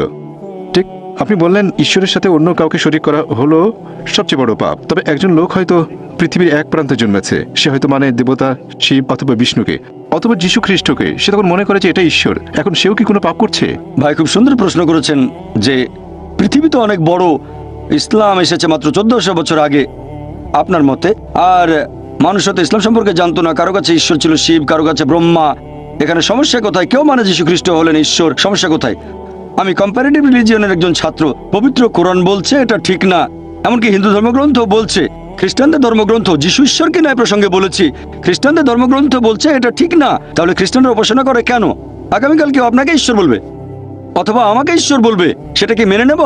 আসলে যেটা ভুল সেটা তো ভুলই। এখন ব্রহ্মা সম্পর্কে বলি, ঈশ্বরকে যদি ব্রহ্মা বলেন অথবা শিব হলেন ঈশ্বর, আপনারা খেয়াল করলে দেখবেন এই কথাগুলো আছে ঋগ্বেদে। ঋগ্বেদ গ্রন্থ নম্বর 2 অনুচ্ছেদ 1 পরিচ্ছেদ 3, সর্বশক্তিমান ঈশ্বরকে 33টি আলাদা নামে ডাকা হয়েছে শুধুমাত্র ঋগ্বেদে গ্রন্থ 2 অনুচ্ছেদ 1। তার একটা হচ্ছে ব্রহ্মা। ব্রহ্মা অর্থ সৃষ্টিকর্তা। সৃষ্টিকর্তার আরবি করলে হবে খালিক। আমাদের মুসলিমদের কোনো আপত্তি থাকবে না যদি কেউ বলে সর্বশক্তিমান ঈশ্বর খালিক, সৃষ্টিকর্তা বা ব্রহ্মা। কিন্তু কেউ যদি বলে ব্রহ্মা হলেন সর্বশক্তিমান ঈশ্বর যার 4টা মাথা, প্রত্যেক মাথায় একটা মুকুট, আমরা মুসলিমরা এই কথায় প্রবল আপত্তি জানাবো। এছাড়াও আপনি যাচ্ছেন যজুর্বেদের বিরুদ্ধে। অধ্যায় 32 অনুচ্ছেদ 3 বলা হয়েছে न तस्य प्रतिमा अस्ति। মহান ঈশ্বরের কোনো প্রতিমূর্তি নেই। বিষ্ণুর ব্যাপারও এক। বিষ্ণু মানে পালনকর্তা। এই পালনকর্তা বা রক্ষাকর্তা শব্দটাকে যদি আরবি করেন সেটা হবে রব। আমাদের মুসলিমদের কোনো আপত্তি নেই যদি কেউ সর্বশক্তিমান ঈশ্বরকে বলে রব বা পালনকর্তা বা রক্ষাকারী বা বিষ্ণু। কিন্তু যদি কেউ বলে বিষ্ণু হলেন সেই ঈশ্বর যিনি সাপ দিয়ে তৈরি আসনে করে ঘুরে বেড়ান, 4টা হাত আছে, একটা হাতে চক্র, বাম হাতে শাঁখ, গরুর নামে একটা পাখির পিঠে চড়ে বেড়ান, আমরা মুসলিমরা প্রবল আপত্তি জানাবো। এছাড়াও আপনি যাচ্ছেন শ্বেতাসূত্র উপনিষদের বিরুদ্ধে। অধ্যায় নম্বর 4 অনুচ্ছেদ 19 বলা হয়েছে न तस्य प्रतिमा अस्ति। ঈশ্বরের কোনো প্রতিমূর্তি নেই। তাহলে ভাই যদি কিছু মানুষ ভুল জিনিস মেনে চলে, এমন ব্রহ্মাকে মানে যার কোনো প্রতিমূর্তি নেই, আর তার সাথে যদি কাউকে শরীক না করে, কোনো সমস্যা নেই। আপনার প্রশ্ন নিয়ে বলি যে মানুষ হয়তো ইসলামের কথা জানে না। আমার লেকচার আগেও বলেছি যে ইসলাম কোনো নতুন ধর্ম নয় যেটা এসেছে 1400 বছর আগে। ইসলাম আছে সভ্যতার পূর্বলগ্ন থেকে। আর যীশু খ্রিস্ট নিজেও প্রচার করেছেন ইসলাম। যিশু বলেছেন আমার ইচ্ছা নয়, গসপেল অফ জন অধ্যায় 5 অনুচ্ছেদ 30, আমার ইচ্ছা নয় পিতার ইচ্ছা পূরণ করি। যদি কেউ বলে আমার ইচ্ছা নয় সর্বশক্তিমান ঈশ্বরের ইচ্ছা, সে মুসলিম। তাহলে যীশু খ্রিস্ট বা ইসলাম ছিলেন একজন মুসলিম। ঈশ্বরের কাছে আত্মসমর্পণ ছাড়া কিছুই প্রচার করেননি। এই কথাগুলো আরবি করলে হবে ইসলাম। আদম আলাইহিসসালাম আল্লাহর কাছে আত্মসমর্পণ বাদে আর কিছুই প্রচার করেননি। নূহ নবী আল্লাহর কাছে আত্মসমর্পণ বাদে কিছুই প্রচার করেননি। মুসা নবী আল্লাহর কাছে আত্মসমর্পণ বাদে কিছুই প্রচার করেননি। যীশু খ্রিস্ট আল্লাহর কাছে আত্মসমর্পণ বাদে কিছুই প্রচার করেননি। সবাই শান্তিতে থাকুন, কথাটার আরবি করলে হবে ইসলাম। মুহাম্মদ সাল্লাল্লাহু আলাইহি ওয়াসাল্লাম হলেন সর্বশেষ ও চূড়ান্ত নবী। তিনি শুধুমাত্র মুসলিম বা আরবদের জন্য আসেননি। আল্লাহ পবিত্র কোরআনে বলেছেন সূরা আম্বিয়া অধ্যায় 21 আয়াত নম্বর 107, وما أرسلناك إلا رحمة للعالمين। আমি তো তোমাকে প্রেরণ করছি কেবল মানুষ জাতির প্রতি রহমত হিসেবে, পৃথিবীর সব মানুষের প্রতি রহমত হিসেবে, সকল সৃষ্টির প্রতি রহমত হিসেবে, পুরো বিশ্বজগতের প্রতি রহমত হিসেবে। সেজন্য এটা প্রত্যেক মুসলিমের দায়িত্ব। আমার লেকচারের শেষে পবিত্র কোরআনের একটা আয়াত বলেছিলাম, সূরা আলে ইমরান অধ্যায় 3 আয়াত 110 বলা হয়েছে, প্রত্যেক মুসলিমের দায়িত্ব হচ্ছে ইসলামের বাণী প্রচার করা অন্যদের কাছে। আর আল্লাহ পবিত্র কোরআনে বলেছেন সূরা ফুসিলাত অধ্যায় 41 আয়াত নম্বর 53, আল্লাহ বলেছেন سنريهم آياتنا في الآفاق وفي أنفسهم حتى يتبين أنه الحق। তাদের জন্য আমার নিদর্শনগুলো ব্যক্ত করব দিগন্ত রেখার সবচেয়ে দূরবর্তী এলাকায় এবং তাদের নিজেদের মধ্যে, যতক্ষণ তাদের কাছে স্পষ্ট না হয় এটাই সত্য। পৃথিবীতে কিছু মানুষ হয়তো থাকে অনেক দূরে কোনো জায়গায়, আর তারা ইসলামের কথা শুনেনি আপনার মত অনুযায়ী।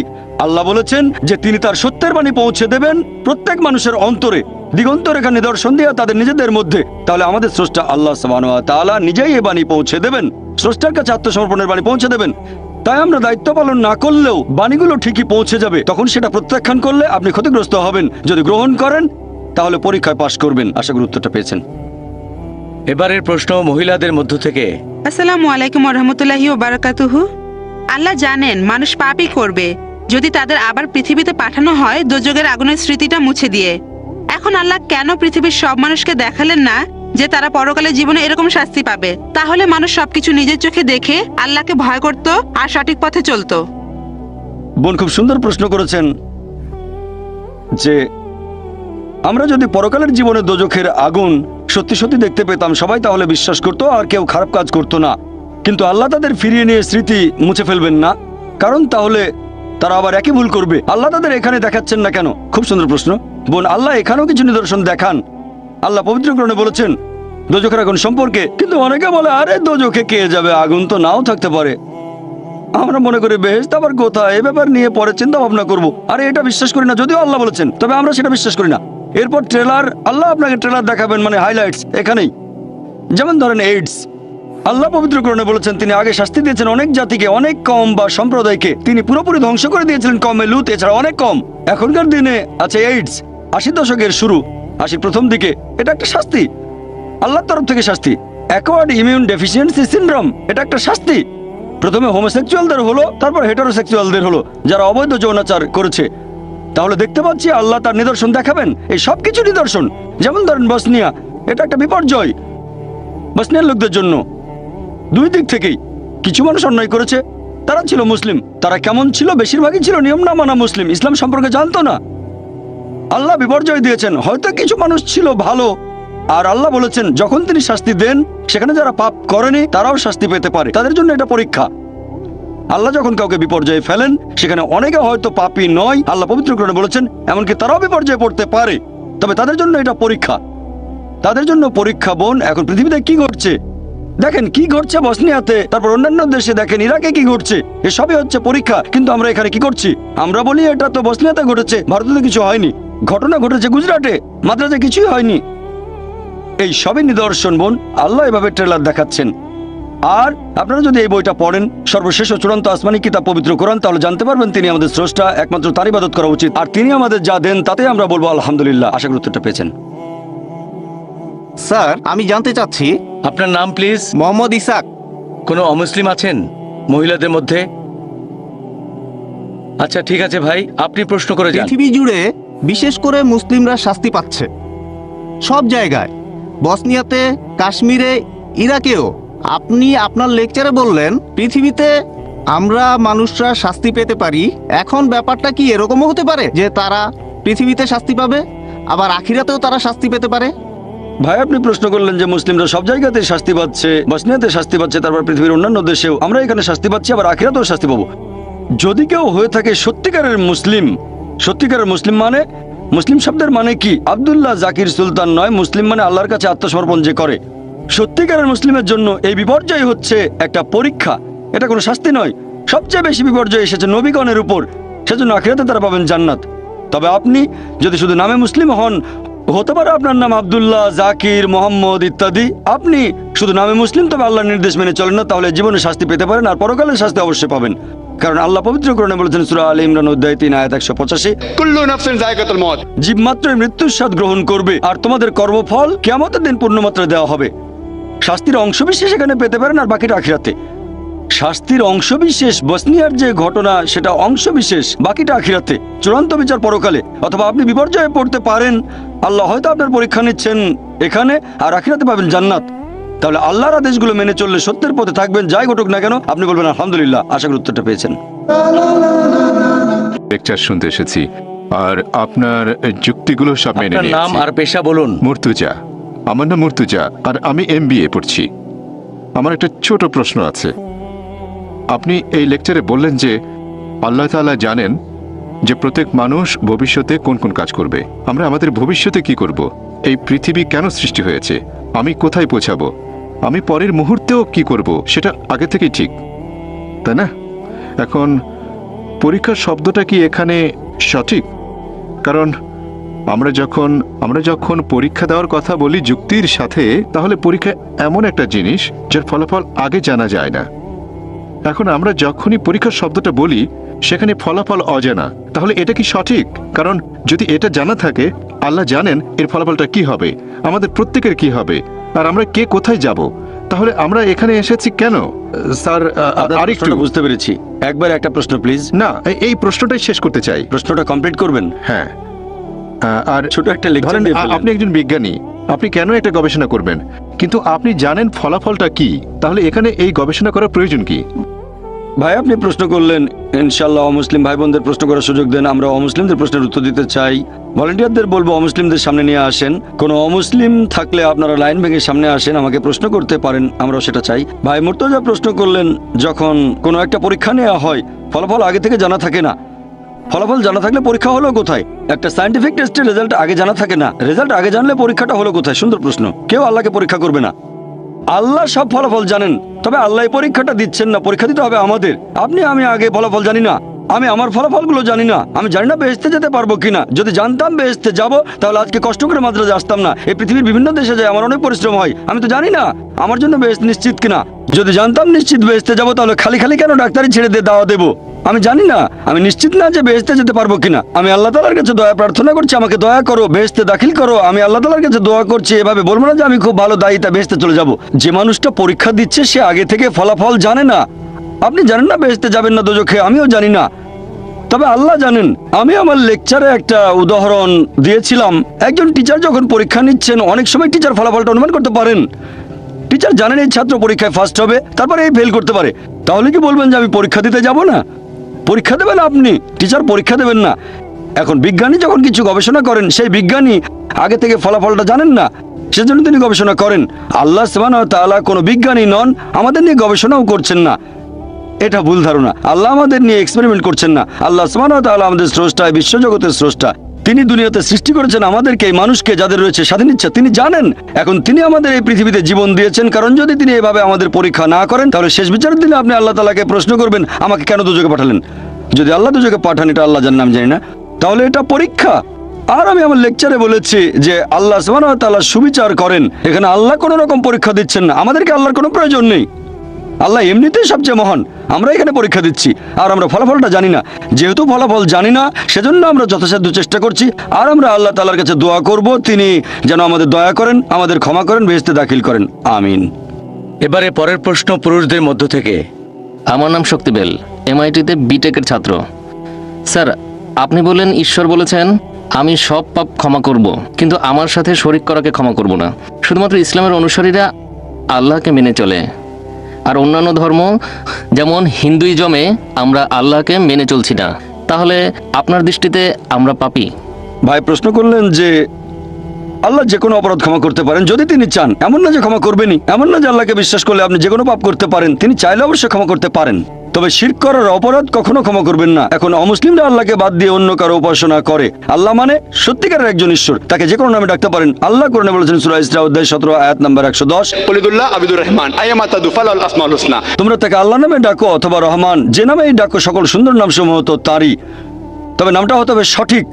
কাউকে জন্ম দেননি, কেবলমাত্র একজন। যদি একমাত্র আল্লাহর ইবাদত করেন, তাকে যে নামেই ডাকেন হতে হবে সুন্দর নাম, সঠিক ধারণা হলে সমস্যা নেই। কিন্তু যদি অন্য কারো উপাসনা করেন, যদি কাউকে শরিক করেন, যেমন অনেকে বলেন যীশু খ্রিস্ট ভাই সাল্লাল্লাহু আলাইহি ওয়াসাল্লাম হলেন ঈশ্বর, আমরা বিশ্বাস করি তিনি আল্লাহ তাআলার রাসূল, যদি তাকে ঈশ্বর বলেন তাহলে সেটা শুধু পাপই নয়, সবচেয়ে গুরুতর পাপ। পবিত্র কোরআন অনুযায়ী, আমার কথা নয়, কোরআন বলছে সূরা নিসা অধ্যায় 4 আয়াত নম্বর 48, সূরা নিসা অধ্যায় 4 আয়াত নম্বর 116। শুধু যে কোরআন বলছে তাই নয়, বাইবেলে কথা বলছে।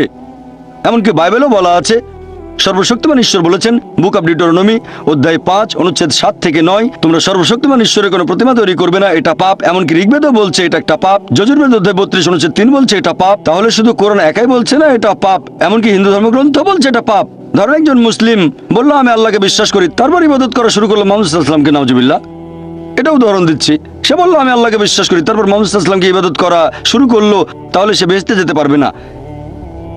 একইভাবে কোন খ্রিস্টান যদি এখন যীশু খ্রিস্টের উপাসনা করে, কিন্তু বাইবেল বলছে উপাসনা করা উচিত না, বেদ বলছে অন্য কারো উপাসনা করবে না, তাহলে আপনাদের বেদ অনুযায়ী আপনি হবেন পাপী, তারপর ভগবদ্গীতা অনুযায়ী আপনি হবেন পাপী, তারপর উপনিষদ